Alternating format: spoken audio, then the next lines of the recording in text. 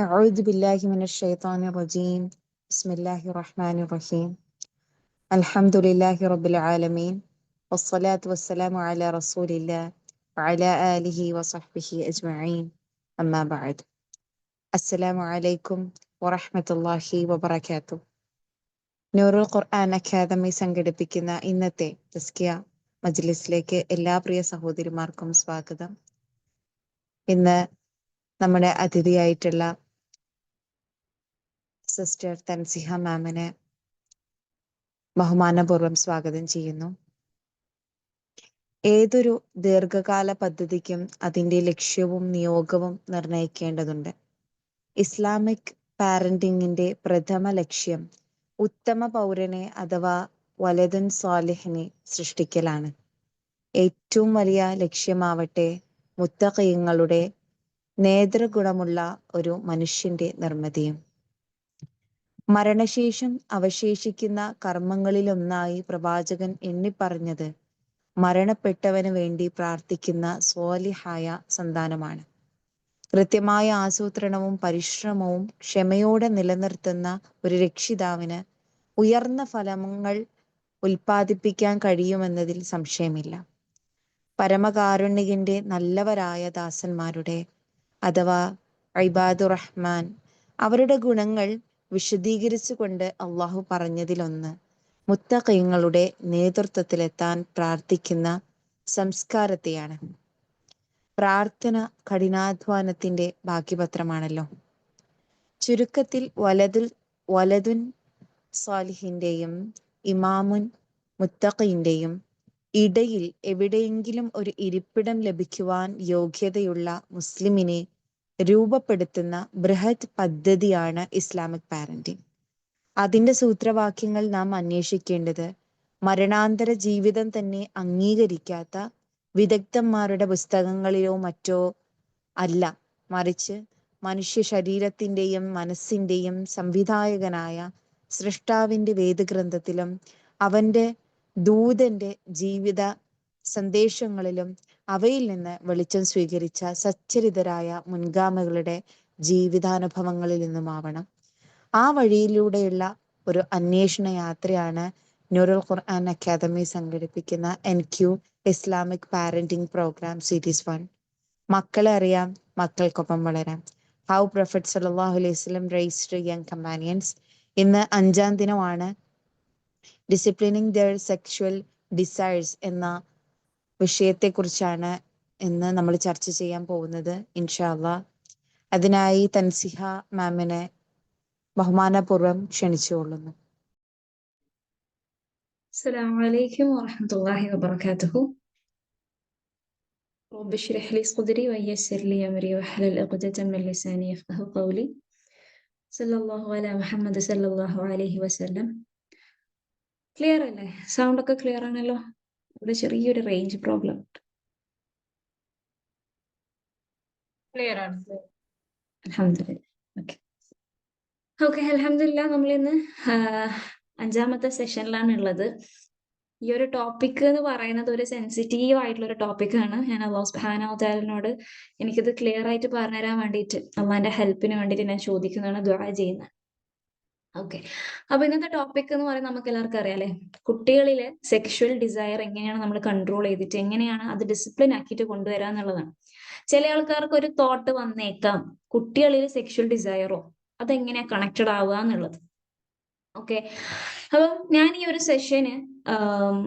ഒരു സെഷന് മുന്നോട്ട് പോകുന്നതിന് മുന്നായിട്ട് പറയാനുള്ളത്, ഈ ഒരു സെഷന് ഒരു 2 വയസ്സുള്ള കുട്ടിക്കോ 3 വയസ്സുള്ള കുട്ടിക്കോ ഉള്ളതല്ല. ഇതൊരു പ്രായപൂർത്തി എത്താനാവുമ്പോഴുള്ള കുട്ടികൾ ആ ഒരു സമയത്ത് വരുന്നതും പ്രായപൂർത്തി എത്തുന്ന ആ ഒരു ടൈമും ഉള്ള ഒരു കുട്ടികൾക്ക് ഉള്ളതാണ് ഈ ഒരു സെഷൻ എന്ന് പറയുന്നത്. അപ്പം 2-3 കുട്ടികൾക്ക് ആയിട്ട് ബന്ധപ്പെട്ടിട്ട് ഒരു കാര്യം ഇതിൽ പറയുന്നില്ല. അപ്പൊ നമ്മുടെ കഴിഞ്ഞ സെഷനിലൊക്കെ നിങ്ങൾക്ക് ഓർമ്മ ഉണ്ടാവും, ലാസ്റ്റ് സെഷനിലൊക്കെ നമ്മൾ എന്താ പറഞ്ഞത്, എങ്ങനെയായിരുന്നു റസൂൽ സല്ലല്ലാഹു അലൈഹി വസല്ലം കുട്ടികളോട് ഇന്ററാക്ട് ചെയ്തത്, ഏത് രീതിയിലാണ് ഇബാദത്ത് ഫോം ചെയ്തത്, ഈവൻ എങ്ങനെയാണ് അത് ഇന്ററാക്ട് ചെയ്യേണ്ടതെന്നുള്ളത് എല്ലാം ഒരു ട്രെയിനിങ് ആണ് എന്നുള്ളത്. നമസ്കാരം ഒരു ട്രെയിനിങ് ആണ്, നല്ല കാര്യങ്ങൾ ചെയ്യിപ്പിക്കുക എന്നുള്ളത് ട്രെയിനിങ് ആണ്, എല്ലാം ഒരു ട്രെയിനിങ് ആണെന്നുള്ള കാര്യം നമ്മൾ മനസ്സിലാക്കി. അത് ഈവൻ റസൂൽ സല്ലല്ലാഹു അലൈഹി വസല്ലം കുട്ടികളോട് പറഞ്ഞു കൊടുക്കുന്നതായാലും, ഒരു ഉമ്മ കുട്ടികളോട് പറഞ്ഞു കൊടുക്കുന്നതായാലും, ഒരു ഉപ്പ കുട്ടികളോട് പറഞ്ഞു കൊടുക്കുന്നതായാലും എല്ലാം ഒരു ട്രെയിനിങ് ആണെന്ന് മനസ്സിലാക്കുക.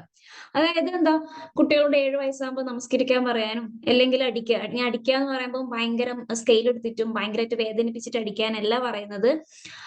അല്ലാത്ത രീതിയിൽ വേദന ഇല്ലാതെ ആ ഒരു അടി കൊടുക്കുക. കാരണം ആ ഒരു 3 വർഷം എന്ന് പറയുന്നത് എന്താണ്, സ്നേഹിപ്പിക്കുക എന്നുള്ളതാണ്. ആ ഒരു നമസ്കാരത്തിനെ ഭയങ്കരമായിട്ട് ഇഷ്ടപ്പെടുത്തുക എന്നുള്ളതാണ് നമ്മൾ ഈ 3 വർഷം ചെയ്തുകൊണ്ടിരിക്കുന്നത്. അപ്പൊ നമ്മുടെ ഇന്നത്തെ സെഷൻ സെക്ഷുവൽ ഡിസയർ എന്ന് പറയുന്നത്, ഒന്നാമത്തെ കാര്യം കണ്ണ് താഴ്ത്തുക എന്നുള്ളതാണ്.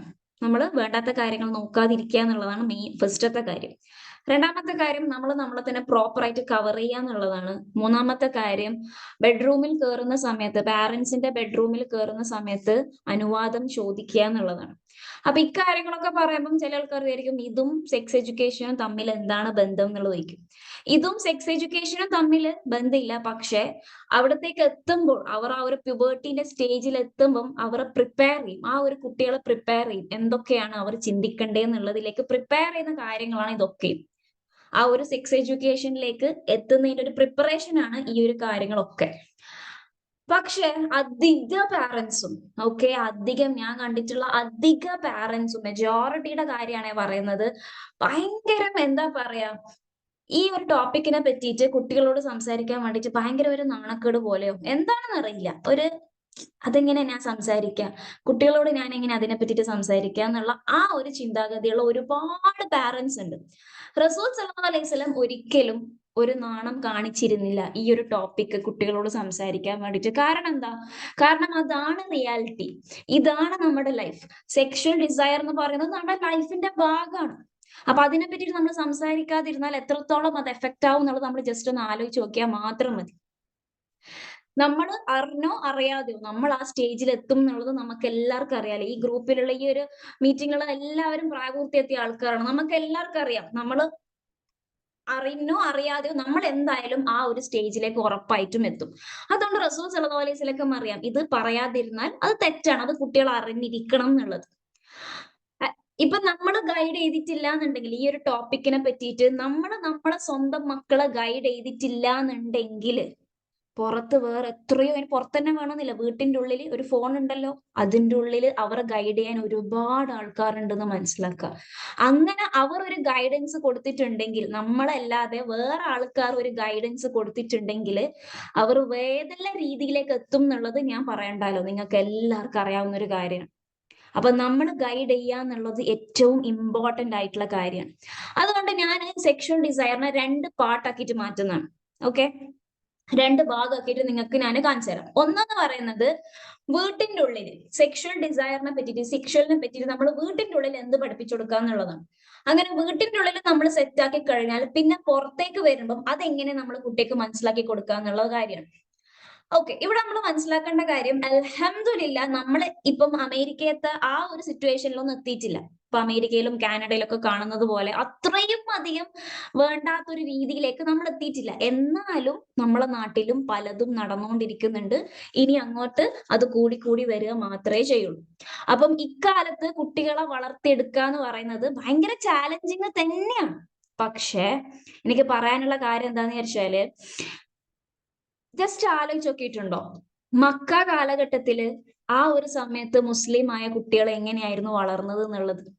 അതായത് ഞാൻ ഈ പറയുന്നത് മദീന കാലഘട്ടമല്ല, അതായത് അനസ് ഇബ്നു മാലിക് അത് പറയാനൊന്നുമല്ല ഞാൻ പറയുന്നത് Ali ibn Abi Talib, Zaid ibn Harith, Abdullah ibn Masud റളിയല്ലാഹു അൻഹു, അൽ അക്രം ഇബ്നു അബി അർത്തം, ഇവരൊക്കെ എങ്ങനെയായിരുന്നു മക്ക കാലഘട്ടത്തിലാണ് വളർന്നു വന്ന യുവാക്കളായിരുന്നു അവരൊക്കെയും. അവർ എങ്ങനെയായിരുന്നു അവിടെ ജീവിച്ചത് എന്നുള്ളത് ശരിക്കും ഒരു ബുക്ക് ഉണ്ട്, ഷബാബുൽ ഖുറൈഷ് എന്ന് പറഞ്ഞ ഒരു ബുക്ക് ഉണ്ട്. അതായത് മക്ക കാലഘട്ടത്തിൽ വളർന്നു വന്ന യൗവനങ്ങൾ എന്ന് പറഞ്ഞിട്ട് ജസ്റ്റ് ആലോചിച്ചോക്കെ അവർ എങ്ങനെയാണ് അവിടെ വളർന്നത്. ജസ്റ്റ് ആലോചിക്കുക, അവിടെ പള്ളിയില്ല, നമസ്കരിക്കാൻ വേണ്ടിയിട്ട് പള്ളിയില്ല, പബ്ലിക്കായിട്ട് ദാവത്ത് ചെയ്യാൻ തുടങ്ങിയിട്ടില്ല. എന്ത് ചെയ്യുന്നുണ്ടെങ്കിൽ അവർ ഒരു റൂമിന്റെ ഉള്ളിലായിരുന്നു അവർ എല്ലാ കാര്യങ്ങളും ചെയ്തിരുന്നത്. അങ്ങനെ നോക്കുകയാണെങ്കിൽ നമ്മളിപ്പം ഫേസ് ചെയ്യുന്ന സിറ്റുവേഷന് ഭയങ്കര നല്ലതെന്നൊന്നല്ല ഞാൻ പറയുന്നത്. പക്ഷെ അവരെ സംബന്ധിച്ചിടത്തോളം അവരെ നോക്കുമ്പം നമ്മളൊരു ബെറ്റർ സിറ്റുവേഷനിലാണ് നമ്മൾ നിൽക്കുന്നത്. അവർ നിന്നൊരു കാലഘട്ടത്തിനേക്കാളും ഭയങ്കര നല്ലതെന്ന് പറയുന്നില്ലെങ്കിലും പക്ഷെ ബെറ്റർ ആണ്. കാരണം എന്താ, നമുക്കിവിടെ പള്ളികളുണ്ട്, പള്ളികളുണ്ട്, ഈവൻ ഇസ്ലാമിക് സ്കൂളുകളുണ്ട്, ഒരുപാട് മദ്രസകളുണ്ട്. അങ്ങനെ ഒരുപാട് കാര്യങ്ങൾ നമ്മൾ പബ്ലിക് ആയിട്ട് ദാവത്ത് എല്ലാവരും നടത്തുന്നുണ്ട്. അങ്ങനെ അങ്ങനത്തെ ഒരു പ്രശ്നം നമുക്കില്ല അല്ലെ. പക്ഷെ അവർ ആ കാലഘട്ടത്തിൽ ജീവിക്കുന്ന സമയത്ത് ഇതൊന്നും ഉണ്ടായിരുന്നില്ല, പള്ളികൾ ഉണ്ടായിരുന്നില്ല. കാരണം അതിങ്ങനെ അറിഞ്ഞറിഞ്ഞ് വരുന്നത് മാത്രമാണ്. ആദ്യം പ്രൈവറ്റ് ആയിട്ടായിരുന്നു അല്ലെ ദാവത്തൊക്കെ നടന്നത്. അപ്പൊ ആ ഒരു സമയത്തും അവർ വളർന്നു വന്നിട്ടുണ്ട്. പക്ഷെ ആ ഒരു സമയത്ത് അവർക്ക് അറിയാമായിരുന്നു എന്ത്, കണ്ണ് താഴ്ത്തണം എന്നുള്ളത്, കവർ ചെയ്യണം എന്നുള്ളത്. കാരണം ഒരു റൂമിന്റെ ഉള്ളിൽ ഇരുന്നിട്ട് ഇവർ ഇതൊക്കെ പഠിക്കുന്നുണ്ടായിരുന്നു. ഓക്കെ, അപ്പൊ അങ്ങനെയാണെങ്കിൽ ഫസ്റ്റ് ഞാൻ പറയാൻ പോകുന്നത്, ഇവരെക്കാളും ബെറ്റർ ആണ് നമ്മുടെ സിറ്റുവേഷൻ. പക്ഷെ ചാലഞ്ചിങ് തന്നെയാണ്, ഭയങ്കര ചാലഞ്ചിങ് തന്നെയാണ്. പക്ഷെ അവരെക്കാളും ബെറ്റർ ആണ് നമുക്കുള്ള ഈ ഒരു സിറ്റുവേഷൻ എന്ന് പറയുന്നത്. അപ്പം ഈ ഒരു ടോപ്പിക്, ഇന്നത്തെ ഒരു ദിവസത്തെ ടോപ്പിക് തീരുന്നതോടുകൂടി നമുക്ക് അല്ലാഹു സുബ്ഹാനഹു വ തആല ഏകദേശം ഒരു ഐഡിയ തരട്ടെ എങ്ങനെയാണ് നമ്മൾ മക്കളോട് സംസാരിക്കണ്ടേ എന്നുള്ളത്, ഈ ഒരു ടോപ്പിക്കിനെ പറ്റിയിട്ട്. അപ്പൊ നമുക്ക് നോക്കാം. ഫസ്റ്റത്തെ പാട്ട് എന്ന് പറയുന്നത് വീട്ടിലുള്ള പാട്ട്. നമ്മൾ എന്ത് ചെയ്യണം ആസ് എ പാരന്റ്സ്, നമ്മൾ എന്ത് ചെയ്യണം എന്നുള്ളതാണ്. ഞാനിത് പറയുന്നതിന്റെ മുന്നായിട്ട് ജസ്റ്റ് ഒന്ന് ആലോചിച്ച് നോക്കുക. നമുക്ക് വലിയ വലിയ ഇമാമുകളുടെ പേരൊക്കെ അറിയാലേ. ഇമാം അബു ഹനീഫ, ഇമാം ഷാഫി റഹിമഹുല്ലാ, മാലിക്കി, ഹംബലി, ബുഖാരി, ഇവരൊക്കെ നമുക്ക് അറിയാലേ. ഇവരൊക്കെ ജനിക്കുമ്പോൾ തന്നെ ഭയങ്കരമായ സ്കോളേഴ്സ് ആയിരുന്നു. ഭയങ്കരം തന്നെ ജനിക്കുമ്പോൾ തന്നെ ഇമാം അബു ഹനീഫ, ഇമാം അൽ ബുഖാരി, ഇമാം ഷാഫി ആയിരുന്നു. എല്ലാം ഇവരും ടീനേജ് കുട്ടികളായിരുന്നു. ഇമാം അബു ഹനീഫ റഹിമഹുല്ലൊക്കെ വളരുന്ന സമയത്ത് അത്രയും എന്താ പറയാ, തീരെ ഒരു അദബില്ലാത്ത ആ ഒരു സിറ്റുവേഷനിലായിരുന്നു, ആ ഒരു എന്താ പറയാ സൊസൈറ്റിയിലായിരുന്നു ഇമാം അബു ഹനീഫ് ഒക്കെ വളർന്നു വന്നത്. അതുപോലെ തന്നെ ഇമാം അൽ ബുഖാരി വളർന്നു വന്നത് ഒരു ഭയങ്കര പൊളിറ്റിക്കൽ ആയിട്ടുള്ള ആ ഒരു സൊസൈറ്റിന്റെ ആ ഒരു കാലഘട്ടത്തിലായിരുന്നു വളർന്നത്. ബുഖറ എന്ന് പറഞ്ഞ ഒരു നാട്ടിലാണ്, മക്കയെന്നും മദീനയെന്നും കുറച്ച് ദൂരെയായിരുന്നു. എന്നിട്ട് 18 വയസ്സായപ്പോഴാണ് ഇമാം അൽ ബുഖാരി മക്കയിലേക്ക് വന്നിട്ട് അവിടെ സെറ്റിൽ ആവുന്നത്. എന്നാലും അങ്ങനത്തെ ഒരു നാട്ടിൽ വളർന്നിട്ടും ഇമാം അൽ ബുഖാരി വേറെ നാട്ടിലേക്ക് പോകുമ്പം അതിൻ്റെതായ ഒരു വാല്യൂ കീപ്പ് ചെയ്തിട്ടുണ്ടായിരുന്നു. കാരണം എന്താണ്, ഇമാം അൽ ബുഖാരിന്റെ ഉമ്മ അത്രയും അധികമായിരുന്നു പറഞ്ഞു കൊടുത്തത്. അപ്പൊ ഫസ്റ്റത്തെ റോൾ എന്ന് പറയുന്നത് നമുക്ക് തന്നെയാണ്. ഓക്കെ, ഖുർആന് പഠിപ്പിക്കുന്നുണ്ട്, ഹദീസ് പറഞ്ഞു കൊടുക്കുന്നുണ്ട്, എല്ലാം ഉണ്ട്. പക്ഷെ ഇതൊക്കെ ചെയ്തു കൊടുക്കുന്നത് ആരാണ്? ആ ഒരു ഉമ്മയാണെന്നുള്ളത് നമ്മൾ ശരിക്കും മനസ്സിലാക്കുക. അപ്പൊ ഫസ്റ്റത്തെ റോൾ എന്ന് പറയുന്നത് നമുക്ക് തന്നെയാണ്. ഇമാം മാലിക് റഹിമുള്ള എന്നും ഉമ്മാനെ പറ്റിയിട്ടായിരുന്നു സംസാരിച്ചുകൊണ്ടിരിക്കല്. അബു ഹനീഫ റഹിമുള്ള എന്നും ഉമ്മാനെ പറ്റിയിട്ടായിരുന്നു സംസാരിച്ചുകൊണ്ടിരുന്നത്. ഈവൻ ഇമാം അബു ഹനീഫയുടെ സ്റ്റുഡൻസ്, അതായത് അബു യൂസുഫ് റഹിമുള്ള ഒക്കെ പറയാൻ എന്താന്ന് വെച്ചാല്, നമുക്ക് ആകെ അസൂയ തോന്നിയത് ഇമാം അബു ഹനീഫയുടെ ഉമ്മയോട് മാത്രമാണെന്നാണ്. അസൂയാണെ, വെറുപ്പല്ല. ആകെ അസൂയ തോന്നിയത് ഇമാം അബു ഹനീഫയുടെ ഉമ്മയോടാണ്. കാരണം നമ്മളെ പഠിക്കാൻ വേണ്ടിയിട്ടാ മറ്റും നമ്മൾ ഇരുത്തിക്കഴിഞ്ഞാല് ഇമാം അബു ഹനീഫയുടെ ഉമ്മാനെ കണ്ടിട്ടുണ്ടെങ്കിൽ ആ പഠിപ്പിക്കുന്ന ആ ഒരു സദസ് അവിടെ നിർത്തിയിട്ട് പറയും, ഞാൻ എന്റെ ഉമ്മാന്റെ അടുത്തൊന്ന് പോയി വന്നോട്ടെ എന്നുള്ളത്. അത്രയും അധികമായിരുന്നു അവർ ഉമ്മമാരുമായിട്ടുള്ള കണക്ഷൻ. അതാണ് നമ്മളിവിടെ ശരിക്കും മനസ്സിലാക്കേണ്ട കാര്യം. ഈ വലിയ വലിയ ഇമാമുകളൊക്കെ അങ്ങനെ പെട്ടെന്നായതല്ല, അവർ അത്രത്തോളം എഫേർട്ട് എടുത്തിരുന്നു ഈ ഉമ്മമാർ. ഉമ്മമാരുടെ പേര്, എല്ലാവരുടെ പേരും നമുക്ക് അറിയില്ല, പക്ഷെ അത്രത്തോളം എഫേർട്ട് ആയിരുന്നു ഈ ഓരോ ഉമ്മമാരും എടുത്തിരുന്നത്. അതുകൊണ്ട് അത്രത്തോളം കണക്റ്റഡും ആയിരുന്നു. അപ്പം നമുക്ക് ഫസ്റ്റത്തെ ഇതിൽ ഫോക്കസ് ചെയ്യാം. വീടാണ് നമുക്ക് ഫോക്കസ് ചെയ്യുന്നത്. നമ്മളെ ക്യാമറ വീട്ടിലേക്ക് തിരിക്കുന്നതാണ്. ഓക്കെ, ഈ വീട്ടിലേക്ക് തിരിക്കുന്ന സമയത്ത് ഫസ്റ്റ് എനിക്ക് പറയാനുള്ളത്, ഒരു ശരിയായ ഒരു ഫാമിലി, അതായത് നല്ല ഡീസന്റ് ആയിട്ടുള്ള അല്ലാഹു സുബ്ഹാനഹു വ തആല അനുസരിച്ച് ജീവിക്കുന്ന ഒരു ഫാമിലി. ഓക്കെ, നല്ല വിശ്വാസമായ ഒരു കുടുംബം. ആ വീട് കയറുമ്പോൾ തന്നെ മനസ്സിലാവുന്നതിന് ഇതൊരു ഇസ്ലാമിക് ഫാമിലി ആണെന്ന് മനസ്സിലാകുന്ന ഒരു രൂപത്തില് അങ്ങനത്തെ ഒരു ഫാമിലി. ഹോളിൽ TV ഇല്ല, അങ്ങനത്തെ കാര്യങ്ങളൊന്നും ഇല്ല, പക്ക നല്ലൊരു ഡീസന്റ് ഫാമിലി. ഓക്കെ, ആ ഒരു ഫാമിലിയിൽ ഒരു കുട്ടി വളർന്നു വരുന്നുണ്ട് എന്ന് ആലോചിക്കാം. ഓക്കെ, ആ കുട്ടി വളർന്നു വരുന്നുണ്ട്. ആ ഓരോ വളർച്ചയിലും ആ കുട്ടി കാണുന്നത് എന്താന്ന് വെച്ചാല്, ഉമ്മ നമസ്കരിക്കുന്ന ടൈം ആയാല് ഫുൾ ആയിട്ട് കവർ ചെയ്യുന്നത് കാണുന്നുണ്ട്. ഓക്കെ, ആ ഒരു ടൈം ആകുമ്പോഴേക്കും ഉമ്മ ഫുൾ കവേർഡ് ആയിട്ടാണ് പോകുന്നത്. ആ സമയത്ത് ആ കുട്ടിക്ക് ക്ലിക്കായി എന്ത്, ഓക്കെ, ചില സന്ദർഭങ്ങളിൽ ഇത് ഫുള്ള് കവേർഡ് ആണ്. ഈവൺ ഉമ്മ വീട്ടിന്റെ പുറത്തേക്ക് പോകുന്നില്ലെങ്കിലും ഒരു പ്രത്യേക ടൈം വരുമ്പോൾ എന്താക്കുന്നുണ്ട്, ഉമ്മ ഫുൾ കവേർഡ് ആയിട്ടാണ് നിൽക്കുന്നത്. അപ്പം ഓട്ടോമാറ്റിക് ആയിട്ട് ഒന്നാമത്തെ കാര്യം ആ കുട്ടിയുടെ മൈൻഡിലേക്ക് പോയി, ഓക്കെ, ചില സന്ദർഭങ്ങളിൽ ഇങ്ങനെ ഭയങ്കരമായ ഈ ഒരു നമസ്കാരത്തിന്റെ ആ ഒരു ടൈമിലൊക്കെ വരുമ്പം ഫുൾ കവേർഡ് ആയിരിക്കണം എന്നുള്ളത് മനസ്സിലായി. അത് ഒന്നാമത്തെ കാര്യം. ഓക്കെ. അതിൽ തന്നെ വേറൊരു കാര്യം നമ്മൾ പാരന്റ്സ് ആയിട്ട് ഈ കവറിംഗിൽ വരുമ്പോൾ പഠിപ്പിക്കേണ്ട കാര്യം എന്താന്ന് വെച്ചാല് അവരവരുടെ പ്രൈവറ്റ് പാർട്ട് കവർ ചെയ്യുക എന്നുള്ളതാണ്. ഒരുപാട് പാരന്റ്സിൽ ഞാൻ കാണുന്ന ഒരു കാര്യമാണ്. ചെറിയ കുട്ടിയാണ്, 2 വയസ്സും 3 വയസ്സും എന്നുള്ള കുട്ടി അണ്ടർവെയർ ഒന്നും ഇട്ടിട്ടില്ലെങ്കിൽ ഇങ്ങനെ ഓടുന്ന കണ്ടാൽ ഒരു പ്രശ്നം ഉണ്ടാവില്ല. അവർ ഇങ്ങനെ വേണം എന്താണ് കാണിക്കുന്നതെന്നുള്ളൊരു ഫീലിംഗ് ആണ്. പക്ഷെ ആ കുട്ടിക്ക് പറഞ്ഞ് മനസ്സിലാക്കി കൊടുക്കുന്നില്ല. ഇതിങ്ങനെ കാണിക്കാൻ പാടില്ല, എത്രത്തോളം ഇത് കാണിക്കാൻ ആ ഒരു കുട്ടിയുടെ ഏജിൽ പറയേണ്ട കാര്യം ആ കുട്ടി അവിടെ പറഞ്ഞു കൊടുക്കുന്നില്ല. അതുപോലെ തന്നെ ഡ്രസ്സ് ചേഞ്ച് ചെയ്യുന്ന സമയത്ത് ബാക്കിയുള്ള ബാക്കിയുള്ള ബ്രദേഴ്സും സിസ്റ്റേഴ്സും ഒക്കെ നിൽക്കുന്ന സമയത്ത് വേറെ കുട്ടീനെ അവരുടെ മുന്നിൽ തന്നെ ഡ്രസ്സ് മാറ്റി കൊടുക്കുമ്പം ഇതൊക്കെ ഈ കുട്ടിക്ക് തോന്നുന്നത് എന്താണ്? ഇതൊന്നും വലിയ പ്രശ്നമല്ല. നേരെ മറിച്ചിട്ട് ആ ഒരു ഉമ്മ പറയുന്നത് വേണ്ട, ഇവിടെ എല്ലാവരും കാണും, നമ്മൾ ഇവിടുന്ന് മാറ്റരുത്, നമ്മളെ വേറെ തന്നെ പോകണം, ആരും കാണാൻ പറ്റൂലോ. അങ്ങനെയാണെങ്കിൽ ഓട്ടോമാറ്റിക് ആയിട്ട് ആ കുട്ടിയുടെ മൈൻഡിൽ എന്ത് പോയി? ഓക്കെ, ഈ പ്രൈവറ്റ് പാർട്ട് കവർ ചെയ്യേണ്ട ഒരു സംഭവമാണെന്ന് ഓട്ടോമാറ്റിക് ആയിട്ട് ആ കുട്ടിയുടെ മൈൻഡിലേക്ക് പോയി. ഇതാണ് ഒന്നാമത്തെ കാര്യം. കവറിംഗിൽ വരുമ്പോൾ ഒന്നാമത്തെ കാര്യം. ഓക്കെ. രണ്ടാമത്തെ കാര്യം എന്ന് പറയുന്നത് സമ്മതം ചോദിക്കലാണ്. അതായത് ബെഡ്റൂമിൽ കയറുന്ന സമയത്ത് സമ്മതം ചോദിക്കുക എന്നുള്ളതാണ്. അല്ലാഹു സുബ്ഹാനഹു വ തആല പറയുന്നുണ്ട്, നിങ്ങൾ 3 സമയങ്ങളിൽ, അതായത് പ്രായപൂർത്തി എത്താത്ത കുട്ടികൾ 3 സമയങ്ങളിൽ പാരന്റ്സിന്റെ ബെഡ്റൂമിലേക്ക് കയറുമ്പം സമ്മതം ചോദിക്കണം എന്നുള്ളത്. ഒന്നെപ്പോഴാണ്? ഫജറിന്റെ മുമ്പ്, സുബഹിന്റെ മുന്നേ, പിന്നെ ഉച്ചന്റെ ആ ഒരു ടൈം, പിന്നെ ഇശാക്ക് ശേഷം. നമുക്ക് എല്ലാവർക്കും ഈ ഒരു ആയത്ത് നമുക്ക് എല്ലാവർക്കും അറിയാലേ, നമ്മളെല്ലാവരും പഠിച്ച ആൾക്കാരാണല്ലേ. എന്നാ ഞാൻ ഒറ്റ ചോദ്യം ചോദിക്കുന്നതാണ്, എത്ര ആൾക്കാർ നമ്മളെ മക്കൾക്ക് പറഞ്ഞു കൊടുത്തിട്ടുണ്ട്? പ്രായപൂർത്തിയാവാത്ത മക്കൾക്ക് നമ്മൾ എത്ര ആൾക്കാർ ഇത് പറഞ്ഞു കൊടുത്തിട്ടുണ്ട്? എന്നിട്ട് പറയുന്നുണ്ട്, പ്രായപൂർത്തി എത്തിക്കഴിഞ്ഞാൽ 24 മണിക്കൂറും അവർ ഏത് സമയം ആയിക്കോട്ടെ അവർ ബെഡ്റൂമിലേക്ക് കയറുമ്പം ചോദിച്ചിരിക്കണം, ഉറപ്പാണ് എന്നുള്ളത്. ഇനിയിപ്പോ നമ്മൾ വിചാരിക്കും അതൊന്നും നമ്മളിപ്പോ ലോക്ക് ഇടുന്നില്ല, ഇതാക്കുന്നില്ലേ എന്നുള്ളത്.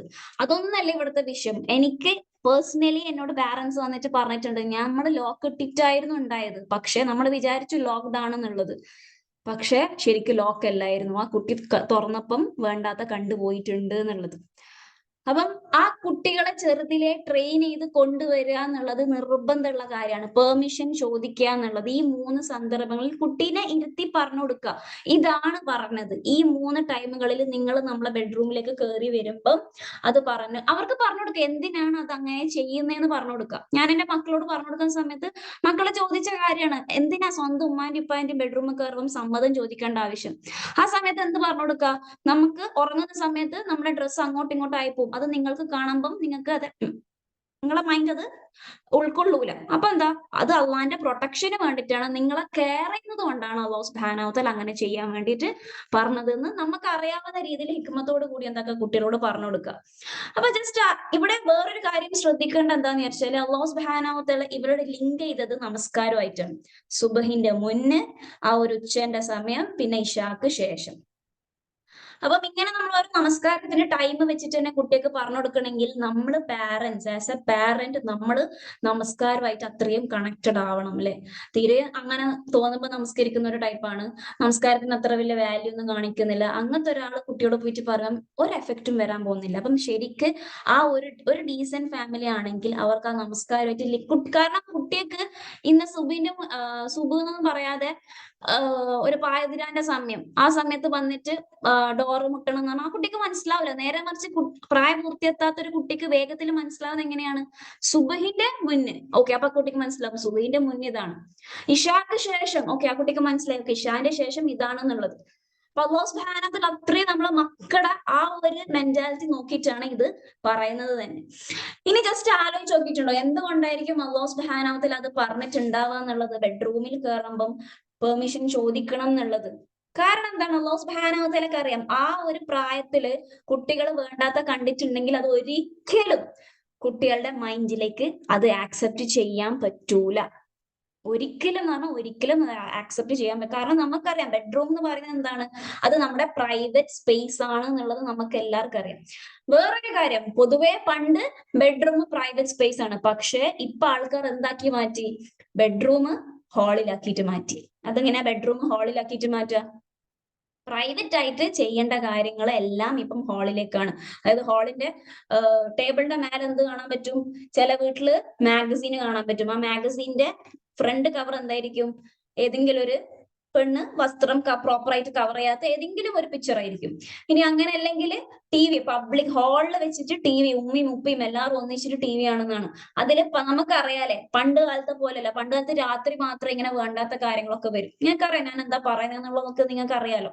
പക്ഷെ ഇക്കാലത്ത് അങ്ങനെയാണോ? രാവിലെ വെച്ചാലും ഉച്ചക്ക് വെച്ചാലും രാത്രി വെച്ചാലും എപ്പം TV ഓൺ ആക്കിയാലും പ്രോപ്പർ ആയിട്ട് കവർ ചെയ്യാത്ത ഏതൊരാളും നമുക്ക് കാണാൻ പറ്റും. അത് ഒരു പ്രശ്നവും ഇല്ലാതെ കൂളായിട്ടാണ് നമ്മൾ ചെറിയ മക്കളുടെ കൂടെ കണ്ടുകൊണ്ടിരിക്കുന്നത്. അതിലൂടെ നമ്മൾ മക്കൾക്ക് കൊടുക്കുന്ന മെസ്സേജ് എന്താണ്? It's A normal thing. അതൊന്നും ഒരു വിഷയമേ അല്ല എന്നുള്ളതാണ്.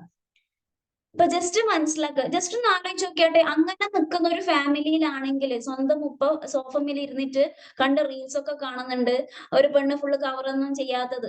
കവർ മീൻസ് നമ്മുടെ അത്ര വൾഗറിറ്റി ഇല്ലെങ്കിലും ശരിയായ ഒരു രീതിയിൽ കവർ ചെയ്യാത്ത പലതും കാണുന്നുണ്ടെങ്കിൽ, ടൈറ്റ് ഡ്രസ്സ് ഇട്ടിട്ടുള്ള ബോഡി ഷേപ്പ് മൊത്തം കാണുന്ന ഒരു സ്ത്രീയുടെ പല റീൽസ് ഒക്കെ കാണുന്നുണ്ടെങ്കിൽ നമ്മൾ വിചാരിക്കും ജസ്റ്റ് നമ്മൾ ആ കണ്ടന്റ് മാത്രമായിരിക്കും നോക്കുന്നുണ്ടാവുക. പക്ഷെ ഈ കുട്ടികൾ അതല്ല നോക്കുന്നുണ്ടാവുക. ആ കുട്ടികൾ ആ ബോഡി ഷേപ്പും അങ്ങനത്തെ കാര്യങ്ങളും പലതും നോക്കും. ജസ്റ്റ് ഇങ്ങനെ തന്നെ നോക്കിയാൽ മതി, ചെറിയ കുട്ടികൾ എത്ര വേഗമാണ് അത് കോപ്പി ചെയ്യുന്നത് എന്നുള്ളത്. ലിപ്സ്റ്റിക് ഇടുന്നതും മേക്കപ്പ് ഇടുന്നതും എത്ര പെട്ടെന്ന് അവർ കോപ്പി ചെയ്യും. അവർക്ക് ഇങ്ങനെ സ്റ്റൈൽ എന്ന് പറയുന്നത് അവർ വേഗത്തിൽ കോപ്പി ചെയ്യുന്ന ഒരു സംഭവമാണ്.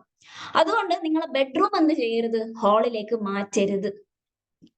ശരിക്ക് മനസ്സിലാക്കേണ്ട ഒരു കാര്യമാണ്, അത് ഒരിക്കലും ചെയ്യരുത്. പിന്നെന്താ, കുട്ടികളിൽ പഠിപ്പിച്ചു കൊടുക്കുക, ഉറപ്പായിട്ടും പഠിപ്പിച്ചു കൊടുക്കുക. ഈ 3 സമയങ്ങളിൽ വാതില് മുട്ടണം. ഈവൺ അത് ലോക്കായാലും ശരി, ലോക്കല്ലെങ്കിൽ ശരി, ഡോറ് അടിച്ചിട്ടുണ്ടെങ്കിൽ ഈ 3 സന്ദർഭങ്ങളിൽ നിങ്ങൾ റൂമിലേക്ക് വരുമ്പം ഡോറ് മുട്ടണം, ഡോറ് നോക്ക് ചെയ്യാന്ന്. അത് ശരിക്കും അവർക്ക് പഠിപ്പിച്ചു കൊടുക്കുക. ജസ്റ്റ് ഒന്ന് ആലോചിച്ച് നോക്കിയാട്ടെ, 7 വയസ്സുള്ള ഒരു കുട്ടിക്ക് നമ്മൾ ഇത് പഠിപ്പിക്കാൻ വേണ്ടി തുടങ്ങിയിട്ടുണ്ടെങ്കിൽ, അതായത് നമസ്കരിക്കാൻ വേണ്ടി നമ്മൾ ട്രെയിൻ ചെയ്യുന്നു, ഒരു റൂമിലേക്ക് കയറി വരുമ്പം എങ്ങനെയാണ് പെർമിഷൻ ചോദിക്കണ്ടേ എന്നുള്ളത് നമ്മൾ പഠിപ്പിച്ചു കൊടുക്കുന്നു. ആ കുട്ടി ഒരു പ്യൂബർട്ടി എത്തിക്കഴിഞ്ഞാൽ, ആ ഒരു പ്രായപൂർത്തി എത്തിക്കഴിഞ്ഞാൽ ആ കുട്ടിക്ക് അത് എളുപ്പമാണ്. പിന്നെ ആ കുട്ടി എല്ലാവരുടെ പ്രൈവസിയും റെസ്പെക്ട് ചെയ്യും, ഉറപ്പാണ്. വല്ലാഹി ഇട്ടിട്ട് ഞാൻ പറയുന്നതാണ്, ഇസ്ലാം എളുപ്പമാണ്. പക്ഷെ നമ്മളത് പ്രാക്ടീസ് ചെയ്യാൻ ലേറ്റ് ആകുമ്പോഴാണ് അത് ഭയങ്കര ഡിഫിക്കൽട്ട് ആയിട്ട് മാറുന്നത്. അടുത്തൊരു കാര്യം എന്ന് വെച്ചാല്, കുട്ടികളെ ഒരു പ്യൂബർട്ടി എത്തുന്ന സമയം, പ്രായപൂർത്തി എത്താനാകുന്ന ആ ഒരു ടൈം ആകുമ്പോഴേക്കും കുട്ടികളെ മാറ്റി കടത്തുക എന്നുള്ളതാണ്. ഒന്നാമത്തെ കാര്യം, പാരന്റ്സുമായിട്ട് കടത്താൻ പാടില്ല. പാരന്റ്സിന്റെ കൂടെ തന്നെ ഉമ്മാന്റെ ഉപ്പാന്റെ ഇടയിൽ അല്ലെങ്കിൽ ഉമ്മാന്റെ ഉപ്പാന്റെ സൈഡില് ഒരു റൂമിന്റെ ഉള്ളിൽ തന്നെ ഒരിക്കലും ചെയ്യരുത്. കാരണം എന്താണ്, നമ്മൾ വിചാരിക്കും അയ്യോ എന്റെ കുട്ടി പാവല്ലേ, സ്നേഹാണെന്നൊക്കെ വിചാരിക്കും ആ 7-8 വയസ്സിൽ ഇതാക്കുന്ന സമയത്ത്. പക്ഷെ ആ കുട്ടിക്ക് സൈക്കോളജിക്കൽ അത് ഭയങ്കരമായിട്ട് എഫക്ട് ചെയ്യും. പിന്നെ ഈ ഹസ്ബൻഡും വൈഫും തമ്മിലുള്ള റിലേഷനും അത് ഭയങ്കരമായിട്ട് എഫക്ട് ചെയ്യും. ഞാൻ പേഴ്സണലി പറയുന്നതാണ്, എന്റെ എക്സ്പീരിയൻസ് വെച്ചിട്ട് പറയുന്നതാണ്. എത്രയോ പാരന്റ്സ് എന്നോട് വന്നിട്ട് പറഞ്ഞതാണ്, സ്വന്തം മോന് 7-8 വയസ്സുള്ള മോനാണ്, റൂമിന്റെ ഉള്ളിലാണ് കിടക്കരുത്, വേണ്ടാത്ത കണ്ടു പോയിട്ട് ഈ മോൻക്ക് അറിയില്ല ഇതെന്താ സംഭവം എന്നുള്ളത്. പക്ഷെ ആ മോന് പബ്ലിക് ആയിട്ട് എല്ലാവരുടെ മുന്നിൽ ഒരു ഗെറ്റ് ടുഗെദറിന്റെ ടൈമില് ഇവൻ ഈ റൂമിൽ കണ്ട കാര്യങ്ങളൊക്കെ അവിടെ വിളിച്ചു പറഞ്ഞു എന്നുള്ളത്. എന്നിട്ട് ആ പാരന്റ് എന്നോട് പറഞ്ഞതാണ്, ആ സമയത്ത് എനിക്ക് ആത്മഹത്യ ചെയ്യാൻ വേണ്ടിയിട്ടാണ് തോന്നിയത് എന്നുള്ളത്. കാരണം അത്രയും ആൾക്കാർ, അതും ഹസ്ബൻഡിന്റെ വീട്ടിന്റെ ആൾക്കാരുടെ മുന്നിൽ വെച്ചിട്ടാണ് പറഞ്ഞത്. കാരണം ആ കുട്ടിക്ക് അറിയില്ല ഇതെന്താ സംഭവം എന്നുള്ളത്. അതുകൊണ്ടാണ് പറയുന്നത്, നമ്മുടെ ആയിരിക്കും എന്റെ കുട്ടി ഉറങ്ങുന്നില്ലേ എന്നുള്ളത്. അല്ല, കുട്ടികൾ ഉറങ്ങുന്നുണ്ടോ ഇല്ലയോ എന്നുള്ളത് നമുക്ക് ഒരിക്കലും മനസ്സിലാക്കാൻ പറ്റൂല. ചിലപ്പോൾ ആ കുട്ടി നെട്ടും. പെട്ടെന്ന് കാണുന്നത് ആ കുട്ടിക്ക് ആക്സെപ്റ്റ് ചെയ്യാൻ പറ്റാത്ത പല കാര്യങ്ങളായിരിക്കും. അതുകൊണ്ട് ഒന്ന്, സൈക്കോളജിക്കലി നമ്മുടെ കുട്ടിയുടെ മോശമാക്കുന്നതാണ്. 2, ഹസ്ബൻഡ് ആൻഡ് വൈഫുമായിട്ടുള്ള റിലേഷനും ഇല്ലാണ്ടാക്കുന്നതാണ്. അപ്പൊ ഒന്നാമത്തെ കാര്യം, ഒരു പ്രായം എത്തിക്കഴിഞ്ഞാൽ 7 വയസ്സോ 10 വയസ്സോ എത്തിക്കഴിഞ്ഞാൽ, ഇപ്പോഴത്തെ കാലത്ത് 7 വയസ്സാണ് ഏറ്റവും ബെറ്റർ. 2 ജനറേഷൻസ് ഉണ്ട്. ഓക്കെ, അപ്പം 7 വയസ്സ് എത്തിക്കഴിഞ്ഞാൽ എന്താക്കുക, എത്രയും പെട്ടെന്ന് ആ റൂമിൽ നിന്ന് മാറ്റിക്കെടുത്ത്. അത്രയും ഭയങ്കര ദൂരമൊന്നും ഇല്ലല്ലോ, 5 കിലോമീറ്റർ ഒന്നും ഇല്ലല്ലോ, തൊട്ടപ്പുറത്ത് റൂമിലേക്കല്ലേ. എന്നിട്ട് എന്ത് ചെയ്യാ, അടുത്തതെന്ന് പറഞ്ഞാൽ, ഇനി അനിയത്തിയും ഏട്ടത്തിയും ഒക്കെ ഉണ്ടെങ്കിൽ ഒരു പ്രായപൂർത്തി എത്താനാവുന്ന സമയത്ത് എന്താക്കുക, അവരെയും ബെഡിൽ നിന്ന് മാറ്റുക. പണ്ഡിതന്മാർ പറയുന്നത് എന്താന്ന് വെച്ചാല്, റൂമിൽ തന്നെ മാറ്റാൻ പറ്റുമെങ്കിൽ, വേറൊരു എക്സ്ട്രാ റൂം ഉണ്ടെങ്കിൽ റൂമിൽ തന്നെ മാറ്റുക. ഇനി റൂം മാറ്റാൻ പറ്റൂല, നമുക്ക് ഫിനാൻഷ്യലി പ്രശ്നങ്ങളുണ്ട്, അത്ര പൈസയൊന്നും ഇല്ല എന്നാണെങ്കിൽ 2 ബെഡ്, ഒരു റൂമിൽ തന്നെ 2 ബെഡ് ആക്കാൻ പറ്റുമെങ്കിൽ അങ്ങനെ മാറ്റുക എന്നുള്ളത്. ഇനി അതും പറ്റൂല എന്നാണെങ്കിൽ 2 ആൾക്കും കൂടിയിട്ട് ഒരു ബ്ലാങ്കറ്റ് കൊടുക്കാൻ പാടില്ല. 2 ആൾക്കും കൂടിയിട്ട് വേറെ വേറെ ബ്ലാങ്കറ്റ് ആയിരിക്കണം. ഒരു ബ്ലാങ്കറ്റിന്റെ ഉള്ളിൽ 2 ആളും കടക്കാൻ പാടില്ല എന്നുള്ളതാണ്. ഇവിടെ ഞാൻ പറയുന്നത് ബ്രദറും സിസ്റ്ററും മാത്രമല്ല, സിസ്റ്ററും ഉണ്ടെങ്കിൽ തന്നെ ഒരു വീട്ടിൽ 2 പെൺകുട്ടികളാണ്, അവർ രണ്ടാളും ഒരു ബെഡിലാണ് കിടക്കാറ്. ഒരു ബ്ലാങ്കറ്റ് ആണെങ്കിൽ അത് ചെയ്യാൻ പാടില്ല എന്നാ പറയുന്നത്. എന്തായിരിക്കണം? രണ്ടാക്കും 2 ബ്ലാങ്കറ്റ് ആയിരിക്കണം കൊടുക്കേണ്ടത് എന്നുള്ളതാണ്. കാരണം ഒരു ബ്ലാങ്കറ്റിന്റെ ഉള്ളിൽ തന്നെ കിടക്കുന്ന സമയത്ത് പല പ്രശ്നങ്ങളും വരും. നമ്മളെ പ്രൊട്ടക്ട് ചെയ്യാൻ വേണ്ടിയിട്ടാണ്. കുട്ടികൾക്ക് പറഞ്ഞു കൊടുക്കുക, അത് നിങ്ങളെ പ്രൊട്ടക്ട് ചെയ്യാൻ വേണ്ടിയിട്ടാണ്. ഇത് നിങ്ങൾക്ക് നിങ്ങളുടെ റെസ്പോൺസിബിലിറ്റി ആണ്. നിങ്ങൾക്ക് നിങ്ങളുടേതായ കാര്യങ്ങൾ വേണം എന്നുള്ളത് അവർക്ക് മനസ്സിലാവുന്ന രീതിയിൽ എന്താക്കുക, പറഞ്ഞു കൊടുക്കുക. വേറൊരു കാര്യം എന്ന് വെച്ചാല്, നമ്മള് പാരന്റ്സ് കുട്ടികളുടെ മുന്നിൽ ഡ്രസ് ചെയ്യുന്നത് ശരിക്കും ശ്രദ്ധിക്കുക. ശരിയാണ്, നമ്മൾ വീട്ടിന്റെ ഉള്ളിൽ ഫുൾ പ്രോപ്പർ ആയിട്ടുള്ള ഹിജാബ് ഇട്ടിട്ടൊന്നും നടക്കേണ്ട ആവശ്യമില്ല. പക്ഷെ ഇടുന്ന ഡ്രസ്സ്, പാരന്റ്സ് ആയിക്കോട്ടെ, ഉമ്മ ആയിക്കോട്ടെ, ഉപ്പ ആയിക്കോട്ടെ, മകളായിക്കോട്ടെ, മോനായിക്കോട്ടെ, ആരായാലും നമ്മൾ വീട്ടിൽ ഇടുന്ന ഡ്രസ്സ് എന്ത് ചെയ്യണം? പ്രോപ്പറായി വൾഗർ ആയിട്ടുള്ള ഡ്രസ്സ് എടുത്ത്, ഞാൻ ഒരുപാട് സ്ഥലങ്ങളിൽ ഒരുപാട് ആൾക്കാർ പറയുന്നുണ്ട്, കേട്ടിട്ടുണ്ട്. റൂമിന്റെ ഉള്ളിൽ ഇടുന്ന നൈറ്റ് ഡ്രസ്സ് എടുത്തിട്ട് ചില ഉമ്മമാർ എന്താക്കും, ഇങ്ങനെ നടക്കും. അതായത് ഒരു ഭർത്താവിന്റെ മുന്നിൽ നല്ല ആ ഒരു നൈറ്റ് ഡ്രസ്സ് ഉണ്ടല്ലോ, അങ്ങനത്തെ ഒരു സ്ലീവ്ലെസ്സും അങ്ങനത്തെ ഒക്കെ നൈറ്റ് ഡ്രസ്സ് ഇട്ടിട്ട് ഹോളിന്റെ പുറത്തൊക്കെ ഇങ്ങനെ നടക്കും. അവിടെ ആൺകുട്ടികളുണ്ട്, ആൺകുട്ടികൾ ഇങ്ങനെ വളർന്നു വന്നുകൊണ്ടിരിക്കുന്നതാണ്. അവരുടെ ഉള്ളിൽ സെക്ഷുവൽ ഡിസയേഴ്സ് ഇങ്ങനെ വളർന്നുകൊണ്ടിരിക്കുന്നതാണ്. ഓക്കെ, ഉമ്മയാണ്, എല്ലാം കറക്റ്റ് ആണ്. പക്ഷെ ആ ഒരു ചിന്ത നമ്മൾ കൊടുക്കാൻ പാടില്ല. ആ ഒരു ഡ്രസ്സ് എന്ന് പറയുന്നത് നിങ്ങളുടെ ഭർത്താവിന്റെ മുന്നിൽ മാത്രമാണ്, അത് മക്കൾക്ക് കാണിച്ചു കൊടുക്കാനുള്ളതല്ല. ഒരു പ്രോപ്പർ ഡ്രസ്സ് ആണെങ്കിൽ ഓക്കെ, നോ പ്രോബ്ലം. അല്ലാതെ ഇങ്ങനെ ടൈറ്റ് ആയിട്ടുള്ള ഡ്രസ്സ്, നമ്മുടെ ബ്രസ്റ്റും എല്ലാം ടൈറ്റ് ഫിറ്റോട് കൂടി നമ്മളെ മക്കൾ കാണുന്നുണ്ടെങ്കിൽ അത് മോശമാണ്, ചെയ്യരുത്. സെയിം ആണ് പെൺകുട്ടികളായാലും. നമ്മൾ പെൺകുട്ടികളോട് പറഞ്ഞു കൊടുക്കുക, ഈ ഒരു വേവ് ഡ്രസ്സ് ചെയ്ത് സാധാ ഒരു നല്ലൊരു ഡ്രസ്സ് ധരിക്കുക എന്നുള്ളത്. നമ്മുടെ അധികം ആൾക്കാരുടെ പ്രശ്നം വെച്ചാൽ പുറത്തുനിന്ന് കവർ ചെയ്ത് നടക്കാം, പക്ഷെ ഉള്ളിൽ നമുക്ക് എന്തും നടക്കാം എന്നല്ല. ആൺകുട്ടികളായിക്കോട്ടെ, മുട്ടിന്റെ താഴെയല്ല ട്രൗസർ എന്നുണ്ടെങ്കിൽ അതിന്റെ മേലേക്ക് ഒരിക്കലും പോവരുത്. അതൊക്കെ ഔറത്ത് തന്നെയാണ്, അത് വീട്ടിന്റെ ഉള്ളിലായാലും. അപ്പൊ എന്തൊക്കെ പ്രോപ്പർ ആയിട്ടുള്ള രീതിയിൽ വസ്ത്രം ധരിക്കുക. അത് ഉപ്പ മകളുടെ മുന്നിലായാലും ഉമ്മ മകന്റെ മുന്നിലായാലും പ്രോപ്പർ ആയിട്ടുള്ള വേയിൽ ഡ്രസ്സ് ധരിക്കുക. കാരണം അവർക്ക് മനസ്സിലാവണം, ഇതൊക്കെ പ്രൈവസി ആണ്, ഇതൊക്കെയും പ്രൈവസി ആണെന്ന് കുട്ടിക്ക് മനസ്സിലാക്കിയിരിക്കണം. അടുത്ത കാര്യം എന്താന്ന് വെച്ചാല്, കുട്ടികളെ ട്രെയിൻ ചെയ്യിപ്പിക്കുക. എന്ത്? ഉറങ്ങാൻ പോകുന്ന സമയത്ത് റൈറ്റ് സൈഡിൽ കിടക്കാൻ വേണ്ടിയിട്ട്, അതായത് റൈറ്റ് സൈഡ് തിരിഞ്ഞിട്ട് കിടക്കാൻ വേണ്ടിയിട്ട് കുട്ടികളെ ട്രെയിൻ ചെയ്യിപ്പിക്കുക എന്നുള്ളതാണ്. ഞാനിവിടെ പറയുന്നത്, ഇനിയിപ്പം പാൽ കുടിക്കുന്ന കുട്ടിയോ 2 വയസ്സുള്ള കുട്ടിയോ 3 വയസ്സുള്ള കുട്ടിയല്ലോ, 7 വയസ്സായി കഴിഞ്ഞാൽ ട്രെയിൻ ചെയ്യിപ്പിക്കുക, റൈറ്റ് സൈഡിലേക്ക് കിടക്കുക എന്നുള്ളത് പറഞ്ഞു കൊടുക്കുക. റസൂൽ സല്ലല്ലാഹു അലൈഹി വസല്ലം ഇങ്ങനെയാണ് പഠിപ്പിച്ചത്. മെഡിക്കലി ബെനിഫിറ്റും പഠിപ്പിച്ചു കൊടുക്കുക. ഇതാണ് നമ്മുടെ സ്റ്റൊമക്കിനും നമ്മുടെ ബോഡിക്ക് ഈ ഒരു റൈറ്റ് സൈഡിൽ കിടക്കുന്നതാണ് ഏറ്റവും ബെറ്റർ എന്നൊക്കെ പഠിപ്പിച്ചു കൊടുക്കുക. അടുത്തത് എന്താ? ലാസ്റ്റ് ഉറങ്ങാൻ പോകുന്ന സമയത്ത് ദ്വാകൾ പഠിപ്പിച്ചു കൊടുക്കുക. രാത്രി ഉറങ്ങാൻ പോകുന്ന ദ്വാകൾ പഠിപ്പിച്ചു കൊടുക്കുക. നമ്മൾ വിചാരിക്കേണ്ടത് ചെറിയ കുട്ടിയല്ലേ, ഇവർ കുട്ടി ഇരുന്ന് പഠിക്കുമോ എന്നുള്ളത്. ഇരുത്തി പഠിപ്പിക്കാനല്ല പറയുന്നത്. എല്ലാ ദിവസവും നിങ്ങൾ അവരുടെ കൂടെ നിന്നിട്ട് ആ രാത്രിത്തെ അദ്കാർക്കോ എന്ന് പറഞ്ഞാൽ ഓട്ടോമാറ്റിക് ആയിട്ട് ഒരു 1 മന്തോ അല്ലെങ്കിൽ 2 വീക്സ് കൊണ്ടോ കുട്ടികൾ പഠിക്കും. കാരണം കുട്ടികൾ എന്ന് പറഞ്ഞാൽ ഭയങ്കരമായിട്ട് എല്ലാം അബ്സോർബ് ചെയ്യുന്ന ഒരു ടൈപ്പാണ്. എല്ലാം വേഗത്തിലെടുക്കും. അതിപ്പം നല്ലതായാലും മോശമായാലും എല്ലാം അവർ വേഗത്തിലെടുക്കും. എന്നിട്ട് അവരുടെ മെമ്മറിയിൽ അത് ഫീഡ് ചെയ്യും.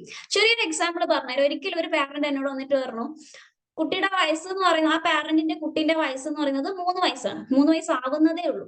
ഓക്കെ, എന്നിട്ട് ആ പാരന്റ് എന്നോട് വന്നിട്ട് പറയുന്നതാണ്, എന്റെ മോള് ഭയങ്കരമായിട്ട് അടിക്കും എന്നാന്നുള്ളത്. വല്ലാണ്ട് എന്നെ അടിച്ചുകൊണ്ടിരിക്കും, ഫുൾ ടൈം അടിക്കലാണ്, എവിടെയെങ്കിലും പുറത്തു പോയാൽ അടിക്കുന്നുണ്ടാവും, ഫുള്ള് കുരുത്തക്കേടാണെന്നൊക്കെ പറഞ്ഞു. ഞാൻ ഒറ്റ ചോദ്യമാണ് അങ്ങോട്ട് ചോദിച്ചത്, ഈ കുട്ടീനെ നിങ്ങൾ അടിക്കലുണ്ടോ എന്നുള്ളത്. അപ്പൊ ഈ ഉമ്മ എന്താ പറഞ്ഞു, ആ ഇടക്ക് ക്ഷമ കിട്ടാണ്ടിരിക്കുമ്പോ ഞാൻ അടിച്ചു പോകും എന്നുള്ളത്. എന്നിട്ട് പിന്നെ ആ ഒരു പാരന്റ് പറയുന്നത്, ഞാൻ പറയുന്നൊന്നും കേൾക്കൂല, എത്ര വിളിച്ചാലും ഇതാക്കൂല, പറഞ്ഞാൽ കേൾക്കൂല എന്നുള്ളത്. ഒറ്റ ചോദ്യം ഞാൻ അങ്ങോട്ട് ചോദിച്ചെന്താന്ന് വിചാരിച്ചാല്, ആ കുട്ടി വിളിച്ച സമയത്ത് എല്ലാ സമയത്തും കേട്ടിരുന്നോ എന്നുള്ളതാണ്. സെയിം ആണ്. കാരണം ആ കുട്ടിയുടെ മൈൻഡിൽ ഫീഡ് ചെയ്തു, ഓക്കെ ഇത് അടിക്കാം എന്നുള്ളത് ഒരു നോർമൽ ആയിട്ടുള്ള കാര്യമാണ്. അടിക്കുന്നത് വലിയ വിഷയമല്ല. കാരണം എന്താ, എന്റെ ഉമ്മ എന്നെ അടിക്കുന്നുണ്ട്, ഓക്കെ അതുകൊണ്ട് എനിക്ക് അടിക്കുന്നതിന് അത് വിഷയമല്ല. ആ കുട്ടിയുടെ മൈൻഡിൽ അത് ഫീഡായി, ബ്രെയിനിൽ അത് ഫീഡായി. രണ്ടാമത്തെ കാര്യം, ഉമ്മ വിളിക്കുമ്പം കേൾക്കണം എന്നുള്ളത് എനിക്ക് നിർബന്ധമുള്ള കാര്യമല്ല. കാരണം എന്താ, ഞാൻ വിളിക്കുന്ന സമയത്ത് ആ കുട്ടി വേണമെങ്കിൽ അത്രയും ഭയങ്കരമായിട്ടുള്ള സമയത്തായിരിക്കും ഉമ്മാനെ വിളിക്കുന്നുണ്ടാവും. ഉമ്മ ഒരു തിരക്കാണ്, ഇപ്പൊ അടുക്കൊക്കെ ടൈമിലാന്ന് പറയും. ആ കുട്ടിക്ക് അത് ഫീഡായി, ഓക്കെ ഇങ്ങനെയും ചെയ്യാം എന്നുള്ളത് ആ കുട്ടിന്റെ മൈൻഡിൽ ഫീഡായി. അത് ഒരു ടൈം വരുമ്പം ആ സമയം തന്നെ ആ കുട്ടി കാണിക്കൂലത്. പക്ഷെ ഒരു ടൈം വരുമ്പം ആ കുട്ടിയുടെ ബ്രെയിനിൽ നിന്ന് ആ ഒരു സിഗ്നൽ കൊടുക്കും, ആ കുട്ടി അത് പുറത്തേക്ക് കാണിക്കും. അതുകൊണ്ടാണ് പറയുന്നത് കുട്ടികൾ എല്ലാം നോട്ട് ചെയ്യുന്നുണ്ട് എന്നുള്ളത്. A to Z എല്ലാം നോട്ട് ചെയ്യുന്നുണ്ട് എന്നുള്ളത്. നമ്മൾ ചെയ്യുന്ന പ്രവൃത്തികൾ, നമ്മൾ ധരിക്കുന്ന വസ്ത്രങ്ങൾ, നമ്മൾ പറയുന്ന സംസാരങ്ങൾ എല്ലാം ആ കുട്ടി അബ്സോർബ് ചെയ്യുന്നുണ്ട് എന്നുള്ളത് ശരിക്കും മനസ്സിലാക്കാം. അതുകൊണ്ട് ദുആ ആയിക്കോട്ടെ, നമ്മളിടുന്ന ഡ്രസ്സിങ് ആയിക്കോട്ടെ, എല്ലാം ഈവൻ കുട്ടികളെ ഇത്ര ചെറുതിലെ ഒരു റൂമിലേക്ക് കയറി വരുമ്പോൾ പെർമിഷൻ ചോദിക്കണം എന്നുള്ളതായിക്കോട്ടെ, എല്ലാം ഈ സമയത്ത് തന്നെ ട്രെയിൻ ചെയ്തിട്ടുണ്ടെങ്കിൽ ആ കുട്ടികൾ ശരിക്കും അബ്സോർബ് ചെയ്യുമെന്ന് മനസ്സിലാക്കാം. ഓക്കെ, അപ്പൊ നമ്മൾ മനസ്സിലാക്കി വീട്ടിന്റെ ഉള്ളിൽ നടക്കുന്ന കാര്യങ്ങൾ. ഒന്നെന്ന് പറയുന്നത് ഇതേപോലെ നമ്മൾ ട്രെയിൻ ചെയ്തിട്ടുണ്ടെങ്കിൽ കുട്ടിക്ക് മനസ്സിലാക്കാൻ പറ്റും എന്ത്, ഓക്കെ പ്രൈവറ്റ് പാർട്ട് എന്ന് പറഞ്ഞാല് ആർക്കും കാണിച്ചു കൊടുക്കേണ്ട സംഭവങ്ങളേ അല്ല എന്നുള്ളത്. ഇതൊക്കെ ഞാൻ കവർ ചെയ്യേണ്ട സ്ഥലമാണ്.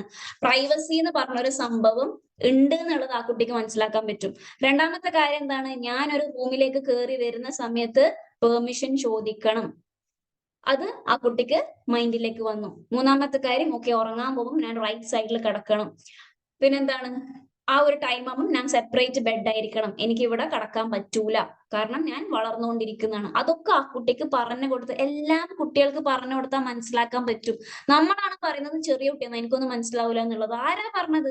ഓക്കെ ചെറിയ കുട്ടിയാണ്, ആ കുട്ടി കത്തി എടുത്തിട്ട് ഉള്ളി പൊരിക്കാനോ അല്ലെങ്കിൽ ബിരിയാണി വെക്കാനോ പറ്റൂല, പക്ഷെ കാര്യങ്ങളെല്ലാം പറയുന്നത് ആ കുട്ടിക്ക് മനസ്സിലാവും. ഓക്കെ, അപ്പൊ ഇതാണ് നമ്മുടെ മിഷൻ എന്ന് പറഞ്ഞാൽ, നമ്മുടെ വീട്ടിന്റെ ഉള്ളിൽ നമ്മുടെ മിഷൻ എന്ന് പറഞ്ഞാൽ ഇതാണ്. ഇങ്ങനത്തെ കാര്യങ്ങളൊക്കെ നമ്മൾ കുട്ടിക്ക് മനസ്സിലാക്കി കൊടുക്കുക എന്നുള്ളത്. ഇനി അങ്ങനെയാണെങ്കിൽ ഈ കുട്ടി പുറത്തേക്ക് പോയി, ഈ കുട്ടി വീട്ടിന്റെ പുറത്തേക്ക് പോയി, എന്നിട്ട് ഈ കുട്ടി ഒരു വലിയൊരു പോസ്റ്റർ കണ്ടു.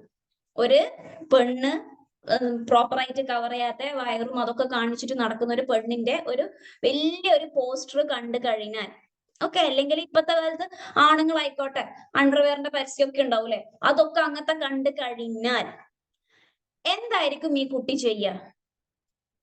നമുക്കറിയാം എങ്ങനത്തെ പോസ്റ്ററാണ് ഇപ്പൊ നമ്മൾ വീട്ടിന്റെ പുറത്തേക്കൊക്കെ ഇറങ്ങിയാൽ കണ്ണിങ്ങനെ പൊന്തിക്കാൻ പറ്റൂല, അങ്ങനത്തെ ഒരു അവസ്ഥയിലാണ് ഉള്ളത്. അപ്പം എന്തായിരിക്കും ഈ കുട്ടി ചെയ്യാന്നുള്ളതാണ്. ജസ്റ്റ് ഒന്ന് ആലോചിച്ച് നോക്കുക. ഒരു കുട്ടി ഈ പ്രോപ്പർ ട്രെയിനിങ്ങിലൂടെ വന്ന ഒരു കുട്ടി, കറക്റ്റ് ആയിട്ടുള്ള ഈ ഒരു ട്രെയിനിങ്ങിലാണ് വന്നത്, പ്രൈവറ്റ് പാർട്ട് റെസ്പെക്ട് ചെയ്യാൻ പറഞ്ഞിട്ടുണ്ട്, പ്രോപ്പർ ആയിട്ട് കവർ ചെയ്യണം എന്ന് മനസ്സിലാക്കി തന്നിട്ടുണ്ട്, പെർമിഷൻ ചോദിക്കാൻ പറഞ്ഞിട്ടുണ്ട്, ഇങ്ങനെ എല്ലാ കാര്യങ്ങളും പ്രോപ്പർ ആയിട്ടുള്ള ആ ഒരു സെക്സ് എഡ്യൂക്കേഷൻ കൊടുത്ത് നമ്മളിങ്ങനെ ക്ലാസ്സിൽ ഇരുന്നിട്ട് കൊടുക്കുന്നതല്ല, നമ്മൾ കാണിച്ചു കൊടുക്കുന്നതാണ്. ഈ ഒരു ട്രെയിനിങ്ങിൽ വന്ന ഒരു കുട്ടി ഓട്ടോമാറ്റിക് ആയിട്ട് ഇങ്ങനത്തെ ഒരു പോസ്റ്റർ കാണുമ്പോൾ കണ്ണ് താഴ്ത്തി പോകൂലേ, അയ്യേ എന്ന് പറഞ്ഞിട്ട് ഇങ്ങോട്ടേക്ക് നോക്കൂലേ, അയ്യേ ഇതെന്താന്ന് പറഞ്ഞിട്ട് ഇങ്ങോട്ടേക്ക് നോക്കും. ശരിയാണ്, ഇത് എല്ലാ നേരം നടക്കണം എന്നില്ല, എന്നാല് എത്രത്തോളം ബെറ്റർ ആണ്, വേറൊരു കുട്ടി ഇങ്ങനത്തെ ഒരു ട്രെയിനിങ്ങേ കൊടുത്തിട്ടില്ല, ആ കുട്ടി ഈ ഒരു പോസ്റ്റർ ഇങ്ങനെ നോക്കി നിൽക്കും, ആ കുട്ടിക്ക് അത് വലിയ വിഷയമല്ല. അതും ഞാൻ എന്റെ എക്സ്പീരിയൻസിൽ പറയാൻ സംഭവം എന്താന്ന് വെച്ചാല്, ഞാൻ ഒരിക്കല് എന്റെ കൂടെ കുറച്ച് കിഡ്സ് ഉണ്ടായിരുന്നു, നമ്മളിങ്ങനെ നടക്കുന്ന സമയത്ത് ഒരു സ്ഥലത്തെത്തി. അപ്പൊ അവിടെ ഒരു മാഗസീൻ ഉണ്ടായിരുന്നു, ഒരു മാഗസീനോ പോസ്റ്ററോ എന്തോ. അപ്പൊ അതിന്റെ ഫ്രണ്ട് കവർ എന്ന് പറഞ്ഞാല് ഒരു സിനിമ ആക്ട്രസ് ആണ്, പ്രോപ്പർ ആയിട്ടുള്ള ഡ്രസ്സൊന്നും കവർ ചെയ്തിട്ടില്ല, ഓക്കെ, കാണേണ്ട എല്ലാ ഭാഗങ്ങളും കാണുന്നുണ്ട്. അത് കണ്ടപാട് കുറച്ച് കുട്ടികൾ പറഞ്ഞു അയ്യേന്ന് പറഞ്ഞതൊക്കെ ഇങ്ങനെ. ആ സമയത്ത് ഞാൻ എന്താക്കി, വേഗം ആ പോസ്റ്റർ എടുത്തിട്ട് ഇങ്ങനെ ബാക്കോട്ടൊക്കെ തിരിച്ചു വെച്ചു. അതില് വേറെ 12-13 വയസ്സുള്ള കുട്ടികൾ പറഞ്ഞ എന്താന്ന് വെച്ചാല്, ഇതെന്തിനാ ഇങ്ങനെ ആക്കേണ്ട ആവശ്യം, അത് അവരുടെ ചോയ്സ് അല്ലേ, ആ ഡ്രസ്സ് ഇടണം എന്നുള്ളത് അവരുടെ ചോയ്സ് അല്ലേ, എന്തിനാ നമ്മളിങ്ങനെ അവരിങ്ങനെ ഇതാക്കേണ്ട ആവശ്യം. ആ കുട്ടിക്ക് എന്തുകൊണ്ടാണ് അങ്ങനെ പറയാൻ പറ്റിയത്? കാരണം ആ കുട്ടിക്ക് ആ വീട്ടിൽ ആ ഒരു ട്രെയിനിങ് കൊടുത്തിട്ടില്ല, ആ കുട്ടിക്ക് മനസ്സിലാക്കി കൊടുത്തിട്ടില്ല. ആ കുട്ടിയുടെ തെറ്റാണോ അങ്ങനെ പറഞ്ഞത്? അല്ല, കാരണം ആ കുട്ടിയുടെ വീട്ടിന്റെ ഉള്ളെന്ന് പറഞ്ഞു കൊടുത്തിട്ടില്ല. ഇത് കവർ ചെയ്യേണ്ട ഒരു സംഭവമാണ്. പ്രൈവറ്റ് പാർട്ട്, നമ്മുടെ ആ ഔറത്ത് ഭാഗങ്ങൾ കവർ ചെയ്യാന്നുള്ളത് നമുക്ക്, അതാണ് പ്രൈവസി. ഇങ്ങനെ ചെയ്യലത് തെറ്റാണ്. ആ ഒരു സിനിമ ആക്ട്രസ് തെറ്റാണ് നമ്മൾ പഠിപ്പിച്ചു കൊടുക്കരുത്, ആ ഒരു വ്യക്തി തെറ്റാണ് നമ്മൾ പഠിപ്പിച്ചു കൊടുക്കരുത്. എന്ത് പഠിപ്പിച്ചു കൊടുക്കണം? ആ ഒരു വ്യക്തി ചെയ്ത കാര്യം അത് തെറ്റാണെന്നുള്ളത്. അപ്പൊ ആ കുട്ടിക്ക് അത് ആക്സെപ്റ്റ് ചെയ്യാൻ പറ്റുന്നില്ല, അത് അവരവരുടെ ചോയ്സ് ആണ്. നമ്മൾ ഒരിക്കലും അങ്ങനെ ചെയ്യാൻ പാടില്ല. എന്നോട് പറഞ്ഞ കാര്യമാണ്, നമ്മൾ ഒരിക്കലും അങ്ങനെ ചെയ്യാൻ പാടില്ല. ഓരോക്കെ ഡ്രസ്സ് ഇടുന്നത് അവരവരുടെ ചോയ്സ് ആണ്. ആ ഒരു ലേഡിക്ക് ഇങ്ങനെ ഹാഫ് ആയിട്ട് ഇടാനായിരിക്കും ഇഷ്ടം, നമ്മൾ എന്തിനാ അങ്ങനെ ചെയ്യുന്നേന്നുള്ളത് ആ സമയത്ത് പറഞ്ഞു കൊടുക്കണം. ഇല്ല, പ്രൈവസി എന്ന് പറഞ്ഞൊരു സംഭവം ഉണ്ട്, ഒരിക്കലും ബെഡ്റൂമിൽ ചെയ്യേണ്ട കാര്യങ്ങൾ നമ്മൾ പബ്ലിക് ആക്കാൻ പാടില്ല എന്നുള്ളത്. ഇനി ജസ്റ്റ് ആലോചിച്ച് നോക്കുക, ഇങ്ങനത്തെ ഒരു കുട്ടീനോട്, ഇങ്ങനെ വളർന്നു വന്ന ഒരു കുട്ടീനോട് പോയിട്ട് പറയുന്നത് നീ ഇനി ഹിജാബ് ഇടണം, പ്രോപ്പർ ആയിട്ട് ഡ്രസ് ചെയ്യണം എന്ന് പറഞ്ഞാൽ എങ്ങനെയാണ് ആ കുട്ടി അത് ആക്സെപ്റ്റ് ചെയ്യുക? ഇല്ല, ആ കുട്ടിക്ക് ഒരിക്കലും ആക്സെപ്റ്റ് ചെയ്യാൻ പാടില്ല, പറ്റൂല. നമ്മള് പാരന്റ്സ് വിചാരിക്കും ഞാൻ കറക്റ്റ് ആയിട്ടാണല്ലോ, ഞാൻ മദ്രസയിൽ അയക്കുന്നുണ്ടല്ലോ, ഞാൻ അങ്ങനെ ആക്കുന്നുണ്ടല്ലോ, ഞാൻ ഈ മദ്രസയിൽ വിടുന്നുണ്ട്.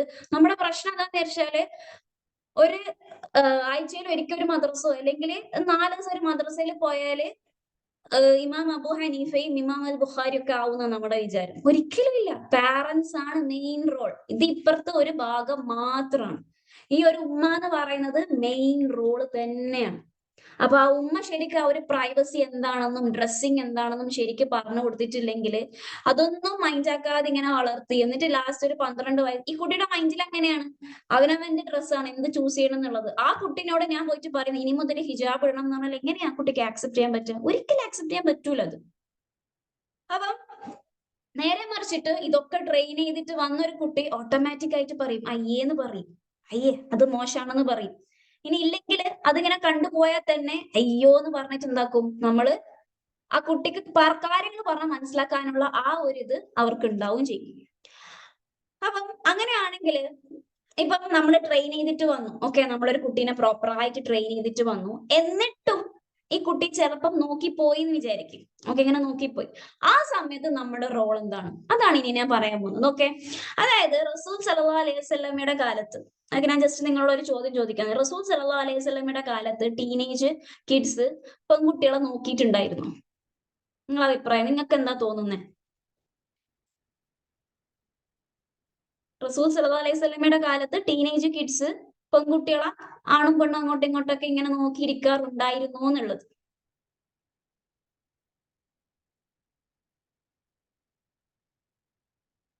ഉണ്ട്, ഇല്ല, ഇല്ല, ഉണ്ട്. ഓക്കെ, അതായത് റസൂൽ സല്ലല്ലാഹു അലൈഹി വസല്ലമയുടെ കാലത്തും പെൺകുട്ടികൾ ആണിനെ നോക്കിയിട്ടുണ്ട്, ആൺകുട്ടികൾ പെണ്ണിനെ നോക്കിയിട്ടുണ്ട്. ശരിയാണ്, നോക്കിയിട്ടുണ്ട്.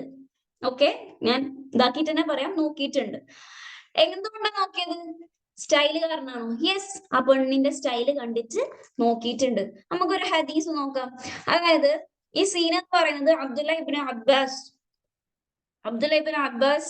റളിയല്ലാഹു അൻഹു പറയുന്നതാണ്. ഓക്കെ, അൽ ഫദൽ ഇബ്നു അബ്ബാസ്, അതായത് അബ്ദുല്ല ഇബ്നു അബ്ബാസിന്റെ ബ്രദർ ആണ് അൽ ഫദൽ. ഓക്കെ, അൽ ഫദൽ എന്ന് പറയുന്നത് ഈ ക്യാരക്ടർ ഒക്കെ നിങ്ങൾ മനസ്സിലാക്കണേ. അൽ ഫദൽ എന്ന് പറയുന്നത് അബ്ദുല്ല ഇബ്നു അബ്ബാസിന്റെ യങ്ങ ബ്രദർ ആണ്. ഓക്കെ, ഇനിയിപ്പോ ഞാൻ അബ്ബാസ് എന്ന് പറയുന്ന സമയത്ത് നിങ്ങൾ ഒരു കാര്യം മനസ്സിലാക്കണം. അതായത് റസൂൽ സല്ലല്ലാഹു അലൈഹി വസല്ലമയുടെ അങ്കിളാണ് ഈ അബ്ബാസ് എന്ന് പറയുന്നത്.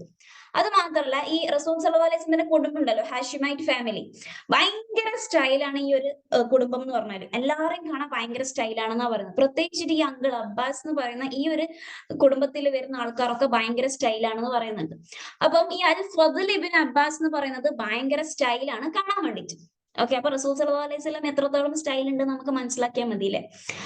അപ്പം അൽ ഫദൽ ഇബ്നു അബ്ബാസ് എന്ന് പറയുന്ന ഈ ഒരു കുട്ടി ഭയങ്കര സ്റ്റൈലാണ്.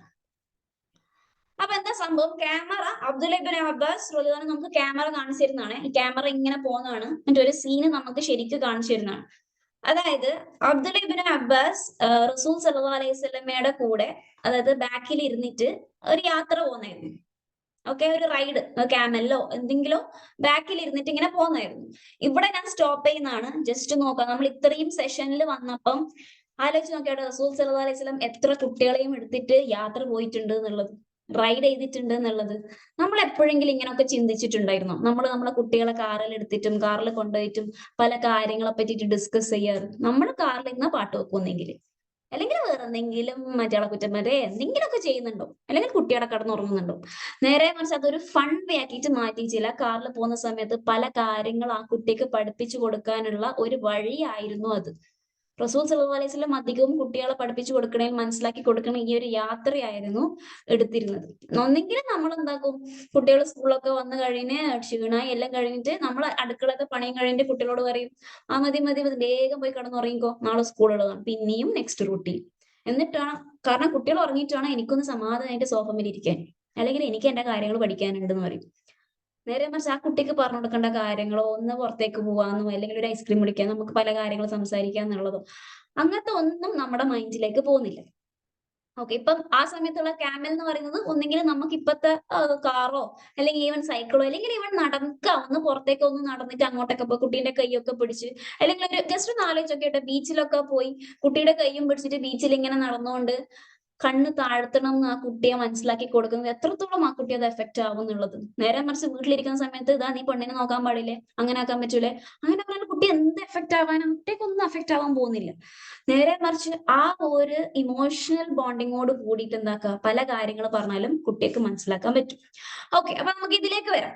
അബ്ദുല്ല ഇബ്നു അബ്ബാസ് പറയുന്നതാണ്, റസൂൽ സല്ലല്ലാഹു അലൈഹി വസല്ലമയുടെ കൂടെ ബാക്കില് ബ്രദർ ഫദൽ എന്ന് പറഞ്ഞ എന്റെ ബ്രദർ ബാക്കിൽ ഇരിക്കുന്നുണ്ടായിരുന്നു.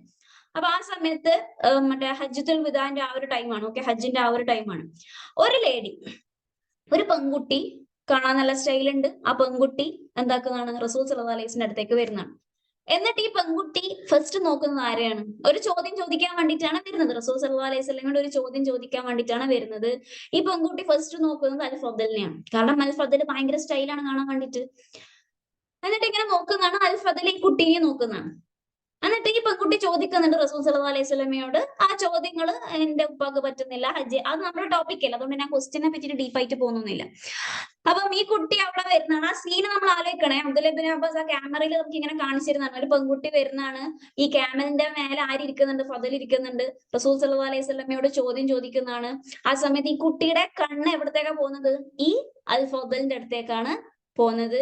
ഈ അൽ ഫദൽ എന്താക്കുന്നതാണ്, ഈ പെൺകുട്ടീനെ നോക്കുന്നുണ്ട്. ജസ്റ്റ് ഒന്ന് ആലോചിച്ച് നോക്കണേ, ഇത് ഏത് സീനാണ്? റസൂൽ സല്ലല്ലാഹു അലൈഹി വസല്ലം അവിടെ ഉണ്ട്. നമ്മളെ ആയിരിക്കും റസൂൽ സല്ലല്ലാഹു അലൈഹി വസല്ലം ഉണ്ടെങ്കിൽ നമ്മൾ റസൂൽ സല്ലല്ലാഹു അലൈഹി വസല്ലം മാത്രമല്ലേ നോക്കുന്നുള്ളത്.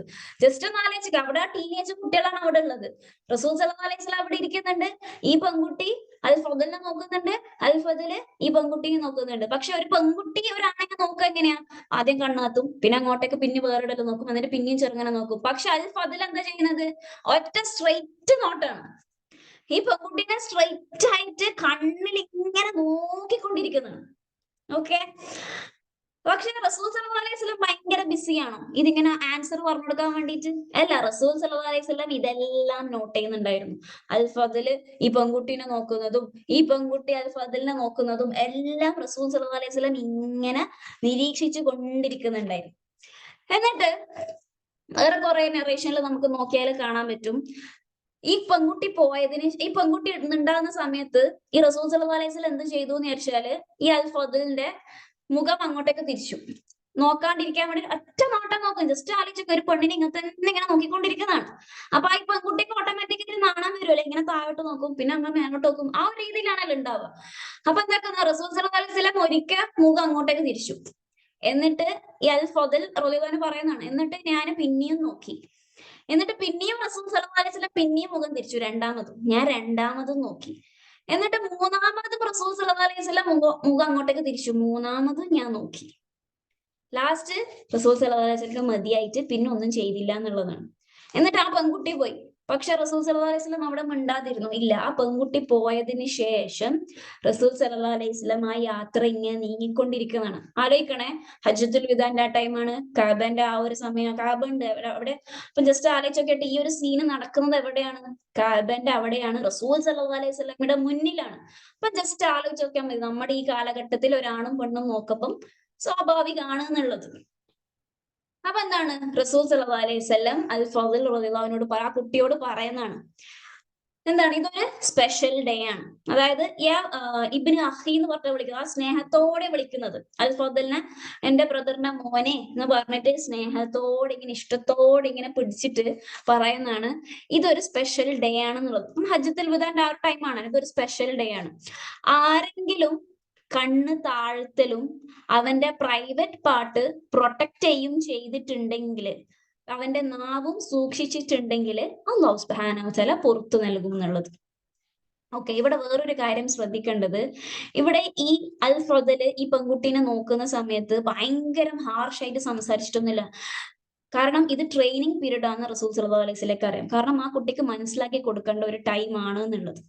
ഇനി അതല്ല, മതി ഓൻ എന്തെങ്കിലും ചെയ്യട്ടെ, ഇനി എനിക്ക് കഴിയൂല എന്ന് പറഞ്ഞിട്ട് അവിടെ വിട്ടിട്ടുമില്ല, കാര്യങ്ങൾ പറഞ്ഞു കൊടുക്കുകയും ചെയ്തു.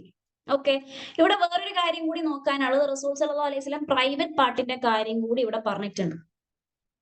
അതായത് ഇവിടെ ഒരു പെൺകുട്ടിനെ നോക്കുക എന്നുള്ളത് പ്രൈവറ്റ് പാർട്ടുമായിട്ട് ഒരു ബന്ധവുമില്ല അല്ലെ. പക്ഷെ ഇവിടെ റസൂൽ സല്ലല്ലാഹു അലൈഹി വസല്ലം പറഞ്ഞിരുന്നതാണ്, ഒരു പെൺകുട്ടിനെ നോക്കുക എന്നുള്ളത് എത്രത്തോളം സീരിയസ് ആണ് എന്നുള്ളത്. കാരണം അത് പ്രൈവറ്റ് പാർട്ടായിട്ട് ലിങ്ക് ചെയ്തിട്ടാണ് റസൂൽ സല്ലല്ലാഹു അലൈഹി വസല്ലം പറയുന്നത്.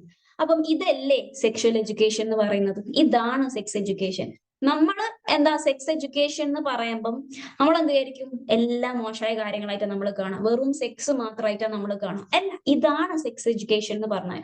ഇതായിരുന്നു റസൂൽ സല്ലല്ലാഹു അലൈഹി വസല്ലം പഠിപ്പിച്ചു കൊടുത്തത്. കാരണം ആ ഒരു നോട്ടത്തിലൂടെ അത് എഫക്റ്റ് ആവുന്നത് പ്രൈവറ്റ് പാർട്ടിലേക്കാണ്. അങ്ങനെ ആയിക്കഴിഞ്ഞാൽ അത് മോശമാണ് എന്നുള്ളത്. വേറൊരു കാര്യം കൂടി നോക്കേണ്ടത്, റസൂൽ സല്ലല്ലാഹു അലൈഹി വസല്ലം ഇവിടെ എന്ത് പറഞ്ഞില്ല?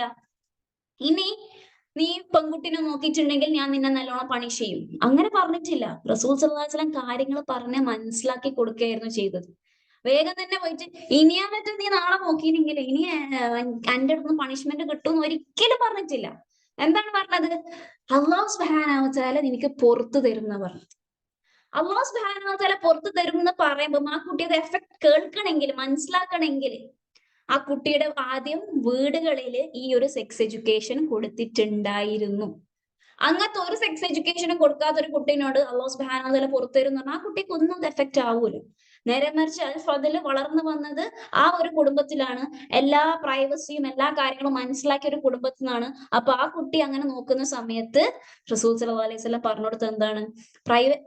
ഒരു പെണ്ണിനെ നോക്കുമ്പോൾ അത് സീരിയസ് ആണ്, കാരണം അത് ലിങ്ക് ചെയ്യുന്നത് പ്രൈവറ്റ് പാർട്ടിലേക്കാണ്. അല്ലാഹു സുബ്ഹാനഹു വ തആല നിനക്ക് പുറത്തു തരും, ഇത് സൂക്ഷിച്ചാൽ. ഇങ്ങനെയായിരുന്നു റസൂൽ സല്ലല്ലാഹു അലൈഹി വസല്ലം സെക്സ് എഡ്യൂക്കേഷന് കൊടുത്തത്. ഇനി ലാസ്റ്റ് ആയിട്ട് എനിക്ക് പറയാനുള്ളത്, ഒരുപാട് ഇപ്പൊ നമ്മൾ വീട്ടിന്റെ ഉള്ളിലുള്ള കാര്യം മനസ്സിലാക്കി, വീട്ടിന്റെ ഉള്ളിൽ എങ്ങനെ ട്രെയിൻ ചെയ്യേണ്ടത് നമ്മൾ മനസ്സിലാക്കി. ഇനി പുറത്തു പോയാൽ ഇൻ കേസ് നമ്മുടെ മക്കള് വേറൊരാളെ നോക്കിയിട്ടുണ്ടെങ്കിൽ ആ സമയത്ത് നമ്മൾ എങ്ങനെ ട്രെയിൻ ചെയ്യേണ്ടത് എന്നുള്ളത് അതും നമ്മൾ മനസ്സിലാക്കി. ഇനി ഇത് രണ്ടും കൂടി ഒന്ന് ലിങ്ക് ചെയ്യാന്നുള്ളതാണ്. രണ്ടും കൂടി ഒന്ന് ലിങ്ക് ചെയ്യുക, അതായത് നമ്മളെ മക്കൾക്ക് സൂറത്തു നൂർ പഠിപ്പിച്ചു കൊടുക്കുക എന്നുള്ളതാണ്. ഓക്കെ, സൂറത്തു നൂറ് നമ്മളെ മക്കളെ ചെറിയ പ്രായത്തിന് അതായത് ട്രെയിനിങ്ങിന്റെ ആ ഒരു പീരീഡിൽ തന്നെ നമ്മൾ എന്താക്കുക, സൂറത്തു നൂറ്, ഞാൻ പറയുന്നത് ഹിഫ്ളാക്കാനല്ല പറയുന്നത്, ഹിഫ്ൾ ഇങ്ങനെ കാണാപാഠം അതിങ്ങനെ ആ ഒരു ആയത്ത് കാണാപാഠം പഠിപ്പിക്കാനല്ല പറയുന്നത്. അതിലെന്താ പറയുന്നതെന്നുള്ളത് നമ്മളെ മക്കൾക്ക് മനസ്സിലാക്കി കൊടുക്കുക എന്നുള്ളതാണ്. കാരണം സൂറത്തു നൂർ എന്ന് പറഞ്ഞാൽ ഒരു പ്രൊട്ടക്ഷൻ, എല്ലാ പ്രൊട്ടക്ഷനും അതിൽ പറയുന്നുണ്ട്, എല്ലാ തരം പ്രൊട്ടക്ഷനും അതിൽ പറയുന്നുണ്ട്. ഒന്നെന്ന് പറഞ്ഞാൽ എന്താ അതിൽ പറഞ്ഞു കൊടുക്കുന്നുണ്ട്, ഒരു റൂമിലേക്ക് കയറുമ്പം പെർമിഷൻ ചോദിക്കണം എന്നുള്ളത്. രണ്ടെന്താണ്, കണ്ണ് താഴ്ത്തണം എന്നുള്ളത് പഠിപ്പിച്ചു കൊടുക്കുന്നുണ്ട്. പിന്നെ ഹിജാബിനെ പറ്റിയിട്ട് പഠിപ്പിച്ചു കൊടുക്കുന്നുണ്ട്. പിന്നെന്താണ്, ഒരാളെ പറ്റിയിട്ട് മോശമായ കാര്യങ്ങൾ സംസാരിക്കാൻ പാടില്ല. അതായത് ആയിഷ റളിയല്ലാഹുവിന്റെ ആ ഒരു സ്റ്റോറി നമ്മൾ ശരിക്കും ഇരുന്ന് പറഞ്ഞു കൊടുക്കുക, എങ്ങനെയാണ് ഒരു പെണ്ണിനെ റെസ്പെക്ട് ചെയ്യേണ്ടത്, എന്താണ് ആക്കേണ്ടത് എന്നുള്ളത്. ഈ കാര്യങ്ങളൊക്കെ എന്താക്കുക, നമ്മളെ മക്കൾക്ക് ശരിക്ക് ഇരുന്ന് പറഞ്ഞു കൊടുക്കുക. ശരിക്കും അവർക്ക് മനസ്സിലാക്കി കൊടുക്കുക, നമ്മുടെ കണ്ണ് താഴ്ത്തുക, പ്രോപ്പറായിട്ട് ഹിജാബ് ചെയ്യുക, ഒരാളെയും തെളിവില്ലാതെ നമ്മൾ ഒരാളെയും ഒന്നും പറയാൻ പാടില്ല എന്നുള്ളത്. അങ്ങനെയാണെങ്കിൽ 80 അടിയാണ് പണിഷ്മെന്റ് ഇസ്ലാമിൽ എന്നുള്ളത്. അപ്പൊ കുട്ടികളേക്ക് 80 അടി ഇതെന്താ ഭയങ്കരാണല്ലോ എന്ന് ചോദിക്കും. കുട്ടിയൊക്കെ പറഞ്ഞു കൊടുക്കുക എന്താണെന്നുള്ളത്. ഒരു ചെറിയൊരു സ്റ്റോറി പറഞ്ഞുതരാം. അതായത് ഉമർ റളിയല്ലാഹുവിന്റെ കാലത്ത്, ഓക്കെ, ഉമർ റളിയല്ലാഹുവിന്റെ ആ ഒരു സമയത്ത് ഉമർ റളിയല്ലാഹുവിന്റെ കണ്ണോട് ഒരു സിന നടക്കുന്നത് ഉമർ റളിയല്ലാഹുവിന് കണ്ടു. ആലോചിക്കണേ, കണ്ണോട് കണ്ടിട്ടുണ്ട്, പ്രോപ്പറായിട്ട് കണ്ണോട് കണ്ടിട്ടുണ്ട്. എന്നിട്ട് എന്താക്കി, ഉമർ റളിയല്ലാഹു നേരെ പോയിട്ട് അലി റളിയല്ലാഹുവിന്റെ അടുത്തേക്ക് പോയിട്ട് പറഞ്ഞു, ഞാന് അവരുടെ പണിഷ്മെന്റ് കൊടുക്കാൻ പോകുന്ന ആ ആണിനും പെണ്ണിനും എന്നുള്ളത്. ആ സമയത്ത് അലി റളിയല്ലാഹു പറയുന്നതാണ്, ജസ്റ്റ് ആലോചിക്കണേ, ഇപ്പൊ ഇവിടെ ആ സമയത്തും ഉമർ റളിയല്ലാഹു നേരിട്ടാണ് ഒരു സിന ചെയ്യുന്നത് കണ്ടത്. അപ്പൊ ആ സമയത്തും അത് നടക്കുന്നുണ്ട് എന്ന് മനസ്സിലാക്കാം. നമ്മൾ ഈ കാലഘട്ടത്തിൽ മാത്രമല്ല. അപ്പൊ അലി റളിയല്ലാഹു എന്താ പറഞ്ഞ, യാ അമീറുൽ മുഅ്മിനീൻ, നിങ്ങൾക്ക് അത് ചെയ്യാൻ പറ്റൂല. വല്ലാഹി നിങ്ങൾ ആ ഒരു പെൺകുട്ടിയുടെ പേര് പുറത്തേക്ക് പറഞ്ഞിട്ടുണ്ടെങ്കിൽ നിങ്ങൾക്കായിരിക്കും പണിഷ്മെന്റ് കിട്ടുക എന്നുള്ളത്. കാരണം എന്താണ്, ഈ സിന കണ്ട് എന്ന് പറഞ്ഞെങ്കിൽ 4 സാക്ഷികൾ വേണമെന്നുണ്ട് അല്ലെ. അപ്പം ഉമർ റളിയല്ലാഹു എന്താ, ഞാൻ അമീറുൽ മുഅ്മിനീനല്ലേ, ഞാനാണ് കണ്ടത് എന്നുള്ളത്. പക്ഷെ അലി റളിയല്ലാഹു എന്താ പറഞ്ഞത്, ഇല്ല, നിങ്ങൾ ഒരാളാണ്, ഇനി 3 സാക്ഷികളും കൂടി വേണം, അത് ഉറപ്പാണെന്ന് പറയാൻ വേണ്ടിയിട്ട്. അപ്പം കുട്ടിയൊക്കെ മനസ്സിലാക്കി കൊടുക്കുക, അതായത് വേഗം പോയിട്ടല്ല പണിഷ്മെന്റ് കിട്ടുന്നത്. അതായത് 80 അടി എന്നൊക്കെ പറയുന്നുണ്ടെങ്കിൽ 4 ആൾക്കാർ കാണണം എന്നാ പറയുന്നത്. അപ്പൊ അത്രയും പബ്ലിക് ആയിട്ടായിരിക്കണം അവർ ആ ഒരു സിന ചെയ്യേണ്ടത്. പബ്ലിക് ആയിട്ട് ചെയ്താലല്ലേ 4 ആൾക്കാർക്ക് ഇങ്ങനെ പബ്ലിക് ആയിട്ട് കാണാൻ പറ്റുള്ളൂ. ഇങ്ങനെയൊക്കെ പറഞ്ഞു കൊടുക്കുന്ന സമയത്ത് എത്രത്തോളം ഡേഞ്ചർ ആണ്, എത്രത്തോളം സീരിയസ് ആണ് ഈ സിന എന്നുള്ള കാര്യം കുട്ടിക്ക് മനസ്സിലാക്കാൻ പറ്റും. ഓരോരോ ഏജ് അപ്രോപ്രിയേറ്റ് ആണ് സംസാരിക്കേണ്ടത്. എല്ലാ കാര്യങ്ങളും ഏജ് അപ്രോപ്രിയേറ്റ് മാത്രം സംസാരിക്കാം. അപ്പം ആ കുട്ടിക്ക് മനസ്സിലാവും എത്രത്തോളം തെറ്റാണ് ഒരാളെ തെളിവില്ലാതെ നമ്മൾ ഒരാളെ കുറ്റം പറയാ, എല്ലാതെയും നമ്മൾ മക്കളെ കുറ്റം പറയാം, അങ്ങോട്ടും ഇങ്ങോട്ടും കുറ്റം പറയാം. ഇങ്ങനെ ശരിക്ക് ഈ ഒരു സൂറത്തു നൂറ് ശരിക്കും നമ്മളെ മക്കളിലേക്ക് ശരിക്ക് പഠിപ്പിച്ചു കൊടുത്തിട്ടുണ്ടെങ്കിൽ പിന്നെ ആ കുട്ടി ഇങ്ങനെ ട്രെയിൻ ചെയ്തുകൊണ്ട് ഇങ്ങനെ വരുന്ന സമയത്ത് വേറെ ഏതെങ്കിലും ഫ്രണ്ട്സ് വേറെ ഏതെങ്കിലും പെൺകുട്ടികളെ പറ്റിയിട്ട് പറയുന്ന സമയത്ത് ഈ ഒരു ആൺകുട്ടി അല്ലെങ്കിൽ പെൺകുട്ടി പറയും എന്ത്, ഞാൻ ഇതിനില്ല, ഇങ്ങനെ ചെയ്യാൻ പാടില്ല, ഇത് തെറ്റാണ്, ഇങ്ങനെ ചെയ്യരുത്. അല്ലെങ്കിൽ ഒരു ആൺകുട്ടി ഒരു ബാക്കിയുള്ള പാമ്പുകളെ നോക്കാലോ എന്ന് പറയുന്ന സമയത്ത് ഈ ആൺകുട്ടി പറയും ഇല്ല, അത് തെറ്റാണ്, അങ്ങനെ ചെയ്യാൻ പാടില്ല, പെൺകുട്ടികളെ നോക്കാൻ പാടില്ല. ഇത് നമ്മൾ ഒരു 7 വയസ്സ് മുതലേ നമ്മൾ ട്രെയിൻ ചെയ്യിപ്പിച്ചിട്ടുണ്ടെങ്കിൽ ഓട്ടോമാറ്റിക് ആയിട്ട് അത് എളുപ്പമാണ് പ്രായപൂർത്തിയാകുമ്പോഴേക്കും ഒരാണിന് കണ്ണ് താഴ്ത്തുക എന്ന് പറയുന്നത് ഈസിയാണ്.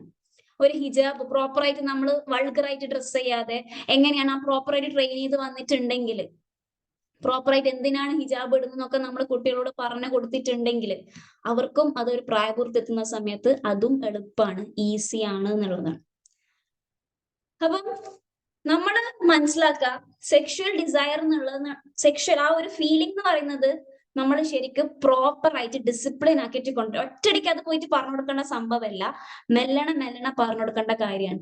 വേറൊരു കാര്യം കൂടി എനിക്ക് ലാസ്റ്റ് പറയാനുള്ള എന്താന്ന് വിചാരിച്ചാല്, പ്ലീസ് ഞാൻ ശരിക്ക് അത്രയും ഇതാക്കിയിട്ട് പറയുന്നതാണ്, നിങ്ങളെ ആൺകുട്ടികൾക്ക് ശരിക്ക് പറഞ്ഞു കൊടുക്കുക എന്താണ് പ്രായപൂർത്തിയായ സംഭവിക്കുക എന്നുള്ളത്. ശരിക്കും ഞാൻ അത്രയും സ്ട്രെസ് ചെയ്തിട്ട് പറയുന്നതാണ്. കാരണം ഒരുപാട് ആൺകുട്ടികൾക്ക് അറിയില്ല. പെൺകുട്ടികൾക്ക് ഏകദേശം അറിയാൻ പറ്റും, പീരിയഡ്സ് വരും എന്നുള്ളത് അറിയാൻ പറ്റും, എന്നിട്ട് ഹിജാബ് ഇടണം എന്ന് അറിയാൻ പറ്റും, പീരിയഡ്സ് ആയാൽ കുളിക്കണം, എങ്ങനെയാണ് കുളിക്കേണ്ടത് ഒക്കെ അവർക്കറിയാം. കാരണം ഉമ്മമാർ പറഞ്ഞു കൊടുക്കുന്നുണ്ട്. എന്തുകൊണ്ട് നമ്മൾ ആൺകുട്ടികൾക്ക് അത് പറഞ്ഞു കൊടുക്കുന്നില്ല? ഒരുപാട് പാരന്റ്സ് എന്നോട് വന്നിട്ട് പറഞ്ഞിട്ടുണ്ട്, നമ്മൾ എങ്ങനെയാ പറഞ്ഞു കൊടുക്കുക, അതങ്ങനെ അയ്യേ മോശമല്ലേ എന്നുള്ളത്. എന്തുകൊണ്ട് നമ്മുടെ ഉമ്മമാർ തന്നെ, നമ്മുടെ ഉമ്മമാർ പറഞ്ഞു കൊടുക്കണം. ഞാൻ പറഞ്ഞില്ലേ, ഇമാം ബുഖാരിയുടെയും അബൂ ഹനീഫയുടെ ഒക്കെ റഹിമത്തുള്ളാഹിയുടെ ഉമ്മമാരാണ് മദ്രസ എന്ന് പറയുന്നത്. നമ്മളാണ് മദ്രസ. ഉമർ റളിയല്ലാഹു എന്താ പറഞ്ഞത്? ഏറ്റവും ഫസ്റ്റത്തെ മദ്രസ ഉമ്മയാണ് എന്നുള്ളതാണ്. ഉമ്മ പറഞ്ഞു കൊടുക്കുക. എന്തുകൊണ്ടാണ് നമുക്ക് ഇത്ര വലിയ മടി പറഞ്ഞു കൊടുക്കാൻ വേണ്ടിയിട്ട്? ശരിക്കും പറഞ്ഞു. കാരണം ഉമ്മമാർ പെൺകുട്ടിക്ക് എല്ലാം പഠിപ്പിച്ചു കൊടുക്കും, പീരിയഡ്സിനെ പറ്റിയിട്ടും. നമുക്ക് എല്ലാവർക്കും അറിയില്ലേ ഒരു ആൺകുട്ടി എപ്പോഴാണ് പ്രായപൂർത്തിയാവുക എന്നുള്ളത്? ഒന്നെങ്കിൽ 15 വയസ്സാകണം, അല്ലെങ്കിൽ അതിന്റെ മുമ്പ് വെറ്റ് ഡ്രീംസ് കണ്ടാൽ, ആ ഒരു സ്വപ്നസ്ഖലനം കണ്ടാൽ ആ കുട്ടി പ്രായപൂർത്തിയായി. പക്ഷെ അത് വന്നാൽ എന്ത് സംഭവിക്കും എന്നുള്ളത് നമ്മൾ കുട്ടിക്ക് പറഞ്ഞു കൊടുത്തിട്ടുണ്ടോ? അതിന്റെ മുന്നേ നമ്മൾ ആൺകുട്ടിക്ക് പറഞ്ഞു കൊടുത്തിട്ടുണ്ടോ ഒരു പെൺകുട്ടിനെ കണ്ടാൽ കണ്ണ് താഴ്ത്തണം എന്നുള്ളത്? ഞാൻ 2 മാസം മുമ്പ് ഞാൻ ആൺകുട്ടികൾക്ക് ഒരു പ്യൂബർട്ടി ക്ലാസ് വെച്ചിട്ടുണ്ടായിരുന്നു. അപ്പം 15 വയസ്സുള്ള കുട്ടിയൊക്കെയുള്ള ഒരു ക്ലാസ് ആയിരുന്നു ആൺകുട്ടികൾക്ക്. അപ്പൊ ആ ക്ലാസ് കഴിഞ്ഞപ്പം ഒരു ആൺകുട്ടി എന്നോട് പറഞ്ഞതാണ്, എനിക്ക് അറിയില്ലായിരുന്നു നമ്മുടെ കടമ എന്ന് പറയുന്നത് ഒരു പെൺകുട്ടീനെ പ്രൊട്ടക്ട് ചെയ്യാനും പെൺകുട്ടികളെ റെസ്പെക്ട് ചെയ്യാനും എന്നുള്ളതാണ് എന്നുള്ളത് എനിക്ക് അറിയില്ലായിരുന്നു എന്ന് ആ കുട്ടി പറഞ്ഞത്. അപ്പൊ നമ്മളല്ലേ തെറ്റുകാർ? നമ്മളെന്ന് പറഞ്ഞാല് നമ്മളെ മക്കളെ ഏതെങ്കിലും ഒരു ലവിൽ കുടുങ്ങി കഴിഞ്ഞാൽ പറയും, എനിക്ക് ഹറാമാന്ന് അറിയില്ലേ, നീ എന്തിങ്ങനെ ചെയ്യുന്നത്, നിന്നെ എങ്ങനെ ചെയ്യാൻ പറ്റൂല, അങ്ങനെ കുറെ പ്രശ്നങ്ങൾ പറയും. അതിന്റെ മുന്നേ നമ്മൾ പറഞ്ഞു കൊടുത്തിട്ടില്ല എന്തുകൊണ്ടാണ് ഇത് ഹറാം, എന്തുകൊണ്ട് ഇത് ചെയ്യാൻ പറ്റാതെ. നമ്മൾ കള്ളുകുടിക്കൽ ഹറാമാന്ന് പറഞ്ഞാൽ കുട്ടി കള്ളുടിക്കാൻ വേണ്ടി പോകുന്നില്ല, ഓക്കെ. പക്ഷെ ആ ഒരു ഫാമിലിയിൽ ജനിച്ചു വളരുന്ന സമയത്ത് ഒരു പെൺകുട്ടിനെ എങ്ങനെ കാണണം, ഒരു പെൺകുട്ടിനെ കണ്ടാൽ ഏത് രീതിയിൽ നോക്കണം എന്നുള്ളതൊന്നും നമ്മൾ നമ്മുടെ ആൺകുട്ടിക്ക് പഠിപ്പിച്ചു കൊടുക്കുന്നില്ല. പിന്നെ നമ്മൾ അവരെ കുറ്റം പറഞ്ഞിട്ട് എന്താ കാര്യം? പിന്നെ ഓട്ടോമാറ്റിക്കായി ഇതൊക്കെ പറഞ്ഞു. കാരണം ജസ്റ്റ് മനസ്സിലാക്കുക, പെൺകുട്ടികളെ പോലെയല്ല ആൺകുട്ടികൾ. പെൺകുട്ടികൾക്ക് പിന്നെയും സെക്ഷൽ ഡിസയർ കൺട്രോൾ ചെയ്യാനുള്ള ഒരു ഇതുണ്ട്. പക്ഷെ ആൺകുട്ടികൾക്ക് ഈ ഒരു വെറ്റ് ഡ്രീംസ്, ഈ ഒരു പ്രായപൂർത്തി എത്തുന്ന സമയത്ത് അവരുടെ സെക്ഷൽ ഡിസയർ ഹൈ ആയിട്ട് മാറും, ഉറപ്പാണ്. അവർ പിന്നെ പല ഫോട്ടോസ് കാണുമ്പോൾ പല ഇതിലേക്കും പോയി പോകും. പോണോഗ്രഫി ആയിക്കോട്ടെ, മാസ്റ്റർബേറ്റ് ആയിക്കോട്ടെ, അവർ അതിലേക്ക് പോയി പോകും. കാരണം എന്താ? നമ്മൾ പറഞ്ഞു കൊടുത്തില്ല എന്താ സംഭവം എന്നുള്ളത്, അത് കൺട്രോൾ ചെയ്യണം എന്നുള്ളത് നമ്മൾ പറഞ്ഞു കൊടുത്തില്ല. വേറൊരു കാര്യം എന്താന്ന് വിചാരിച്ചാല്, ഞാനൊരു ആൺകുട്ടിനോട് സംസാരിക്കുന്ന സമയത്ത് ഞാൻ ചോദിച്ചു, നിനക്ക് ഫസ്റ്റ് ഈ ഇത് വന്ന്, അതായത് വെറ്റ് ഡ്രീംസ് വന്നപ്പം, ഫസ്റ്റ് ആയിട്ട് വന്നപ്പം നീ എന്താ ചെയ്തേന്നുള്ളത്. എനിക്ക് ഭയങ്കര വിഷമായിപ്പോയി ആ മോന് പറയുന്നത് കേട്ടിട്ട്. മോനിക്ക് ഇപ്പം 17 വയസ്സാണ്, പക്ഷെ വന്നത് 14 15 വയസ്സിലാണ്. എന്നിട്ട് എന്നോട് പറഞ്ഞ എന്താന്ന് വിചാരിച്ചാല്, എനിക്ക് ഫസ്റ്റ് ആയിട്ട് ഞാൻ പെട്ടെന്ന് ഉറക്കത്തിൽ നിന്ന് എണീച്ചപ്പം ഞാൻ ഇത് എന്റെ അണ്ടർവെയറിൽ കണ്ടപ്പം ഞാൻ പേടിച്ചു പോയി എന്നുള്ളതാണ്. സൗണ്ട് കേൾക്കുന്നില്ല?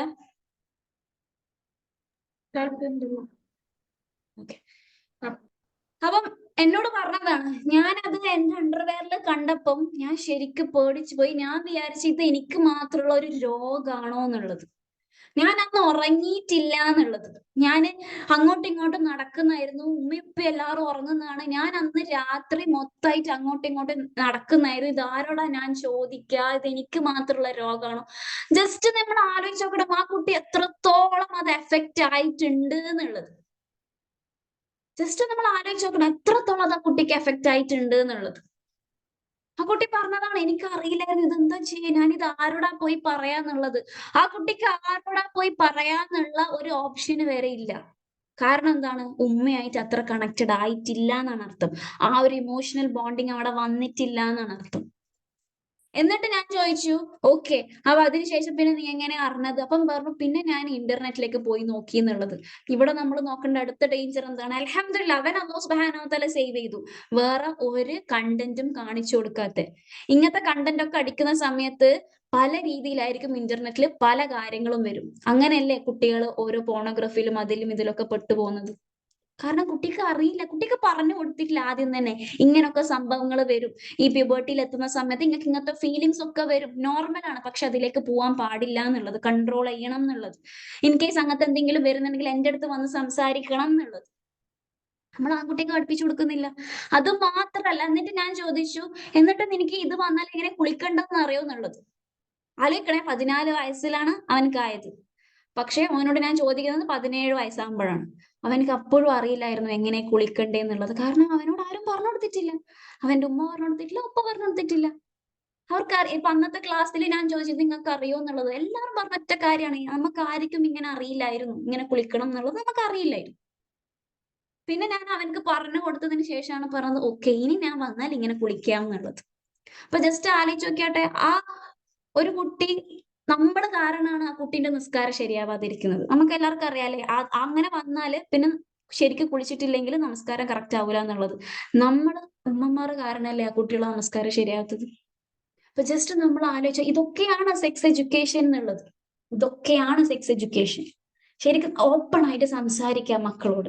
എന്നിട്ട് അതൊന്നും പറയാതെ, നമ്മൾ ഒന്നും ചെയ്യാതെ, ഒരു എഫേർട്ട് എടുക്കാതെ കുട്ടി ലവിലേക്ക് പോയാലും കുട്ടി പോണോഗ്രഫി കണ്ടാലും കുട്ടിയുടെ കുറ്റം പറഞ്ഞിട്ട് എന്താ കാര്യമുള്ളത്? നമ്മൾ അതിന്റെ മുമ്പ് ഡീപ്പായിട്ട് കുട്ടികളോടൊന്ന് ഇരുന്ന് സംസാരിച്ചിട്ടുണ്ടോ? നമ്മൾ നമ്മളോട് തന്നെ ഒന്ന് ചോദിച്ചു നോക്കാം. കാരണം എന്താ? റസൂൽ സല്ലല്ലാഹു അലൈഹി വസല്ലം ഒരിക്കലും ഈ ഒരു കാര്യം പറയുന്നതിന് നാണം ഉണ്ടായിട്ടില്ല, ഒരു ഷെയിം ഉണ്ടായില്ല. കാരണം ദീന് പറഞ്ഞു കൊടുക്കാനും പഠിക്കുന്നതിന് നമുക്ക് നാണം വേണ്ട ആവശ്യമില്ല. പിന്നെ ഞാൻ പറയുന്നതാണ്, ഏജ് അപ്രോപ്രിയേറ്റ് ആയിട്ട് സംസാരിക്കുക എന്നുള്ളത്. 7 വയസ്സുള്ള കുട്ടികളോട് വലിയ വലിയ കാര്യം സംസാരിക്കരുത്. 7 വയസ്സുള്ള കുട്ടിയോട് 7 വയസ്സുള്ള കുട്ടികൾക്ക് മനസ്സിലാവുന്ന രീതിയിൽ കാര്യങ്ങൾ പറഞ്ഞു കൊടുക്കുക. സെയിം ആണ് 14 വയസ്സുള്ള കുട്ടിയോട് ആ ഒരു രീതിയിൽ സംസാരിക്കുക എന്നുള്ളത്. അപ്പൊ എന്താ, ഞാൻ പിന്നെയും എടുത്തു പറയുന്നതാണ്, പ്ലീസ് നിങ്ങൾ നിങ്ങളെ മക്കളോട് സംസാരിക്കുക. ഒരു നാണം ഉണ്ടാവാൻ പാടില്ല. പ്രോപ്പർ മാനറോട് കൂടിയിട്ട് എന്താക്കുക, സംസാരിക്കുക. കാരണം നിങ്ങൾ ചിൽഡ്രനുമായിട്ട് കുട്ടികളായിട്ട് ഓപ്പൺ ആയിട്ടില്ലെങ്കിൽ, ഓപ്പൺ ആയാലും മാത്രമേ എന്തുണ്ടാവുള്ളൂ, അവരുടെ സെക്ഷൽ ഡിസയർ അവർ റെസ്പെക്റ്റോടെയും ആ ഒരു നല്ല രീതിയിൽ പറഞ്ഞാൽ മാത്രമേ അവർക്ക് അത് ഫുള്ളായിട്ട് അവരുടെ ഭാവിയിലും ഒക്കെയും അതൊരു നല്ലൊരു ഹെൽത്തി ആയിട്ട് മാറുള്ളൂ. കാരണം അലി റളിയല്ലാഹു അൻഹുവിന് എന്ത് സംശയം ഉണ്ടെങ്കിലും, അലി റളിയല്ലാഹു അൻഹു ഭയങ്കരമായിട്ട് ഈ വെറ്റ് ഡ്രീംസ് ഉള്ള ഒരാളാണ്. പക്ഷെ എന്താ, അലി റളിയല്ലാഹു അൻഹു പോയിട്ട് ചോദിക്കുന്നുണ്ട്. അവിടെ നാണം വന്നിട്ടില്ല. അപ്പൊ എന്താക്ക, നമ്മളും നാണിക്കാതെ നമ്മുടെ ഫാദർ ഉപ്പമാർ പറഞ്ഞു കൊടുക്കുന്നില്ലേ, നമ്മൾ മദ്രസയാണ്, നമ്മൾ പറഞ്ഞു കൊടുക്കുക. അതിന് നമ്മൾ പഠിക്കുക എന്നുള്ളതാണ്. നമ്മൾ മനസ്സിലാക്കുക എന്തൊക്കെയാ സംഭവിക്കുന്നതെന്നുള്ളത്. കാരണം നമ്മളെ പ്രശ്നം എന്ന് വെച്ചാൽ, നമ്മൾ പെൺകുട്ടികളിൽ മാത്രം ഫോക്കസ് ചെയ്യാതെ ആൺകുട്ടിയും ഇപ്പുറത്തുനിന്ന് വളരുന്നുണ്ട്, അവരും ഒരുപാട് അനുഭവിക്കുന്നുണ്ട് എന്ന് മനസ്സിലാക്കുക. ജസ്റ്റ് ഒന്ന് ആലോചിക്കുക, ആ കുട്ടി അന്ന് രാത്രി എത്രത്തോളം എഫക്റ്റ് ആയിട്ടുണ്ടാവും എന്നുള്ളത്. എത്രത്തോളം ആയിരിക്കും ആ കുട്ടി എന്ന് വിചാരിച്ച് എനിക്ക് രോഗമാണോ എന്നുള്ളത്. എനിക്കിത് രോഗമാണ്, ഇത് എനിക്ക് ഈ ലോകത്ത് എനിക്ക് മാത്രമുള്ള ഒരു രോഗമാണോ എന്നുള്ളത്. അപ്പൊ ശരിക്കും മനസ്സിലാക്കുക, ഒരു ആൺകുട്ടികളും അത്രയും അധികം എഫക്റ്റ് ആവുന്നുണ്ട് മെന്റലി. കാരണം അവർക്ക് ആരോടും പറയാനില്ലാത്തത് കൊണ്ട് അവർ ഇന്റർനെറ്റിലേക്ക് പോകും. അങ്ങനെ പോകുമ്പം അവർ പലതിലേക്കും പോകും. കാരണം എന്താ, ഈ വെറ്റ് ഡ്രീംസ് വന്നു കഴിഞ്ഞാൽ ഓട്ടോമാറ്റിക് ആയിട്ട് ഇവരുടെ ഹോർമോൺ റൈസ് ചെയ്യുന്നതാണ്. ഭയങ്കരമായിട്ടുള്ള സെക്ഷൽ റിലേഷന്, സെക്ഷൽ ഡിസയേഴ്സ് എന്താവും, കൂടും ചെയ്യും. അപ്പൊ ഓട്ടോമാറ്റിക് ആയിട്ട് അവർ അത് കണ്ടുപോകും. അപ്പൊ എന്താക്ക, നമ്മൾ അതിന്റെ മുന്നേ എന്താക്ക, പറഞ്ഞു കൊടുക്കുക എന്നുള്ളതാണ്. അപ്പൊ ഇൻഷാ അല്ലാഹ് അല്ലാഹു സുബ്ഹാനഹു വ തആല നമുക്ക് എല്ലാവർക്കും നല്ല രീതിയിൽ നാളെ മക്കളെ വളർത്താനും നല്ല രീതിയിൽ എല്ലാം പറഞ്ഞു കൊടുക്കാനും അല്ലാഹു സുബ്ഹാനഹു വ തആല തൗഫീഖ് നൽകി അനുഗ്രഹിക്കുമാറാകട്ടെ. അസ്സലാമു അലൈക്കും വറഹ്മത്തുള്ളാഹി വബറകാതുഹു.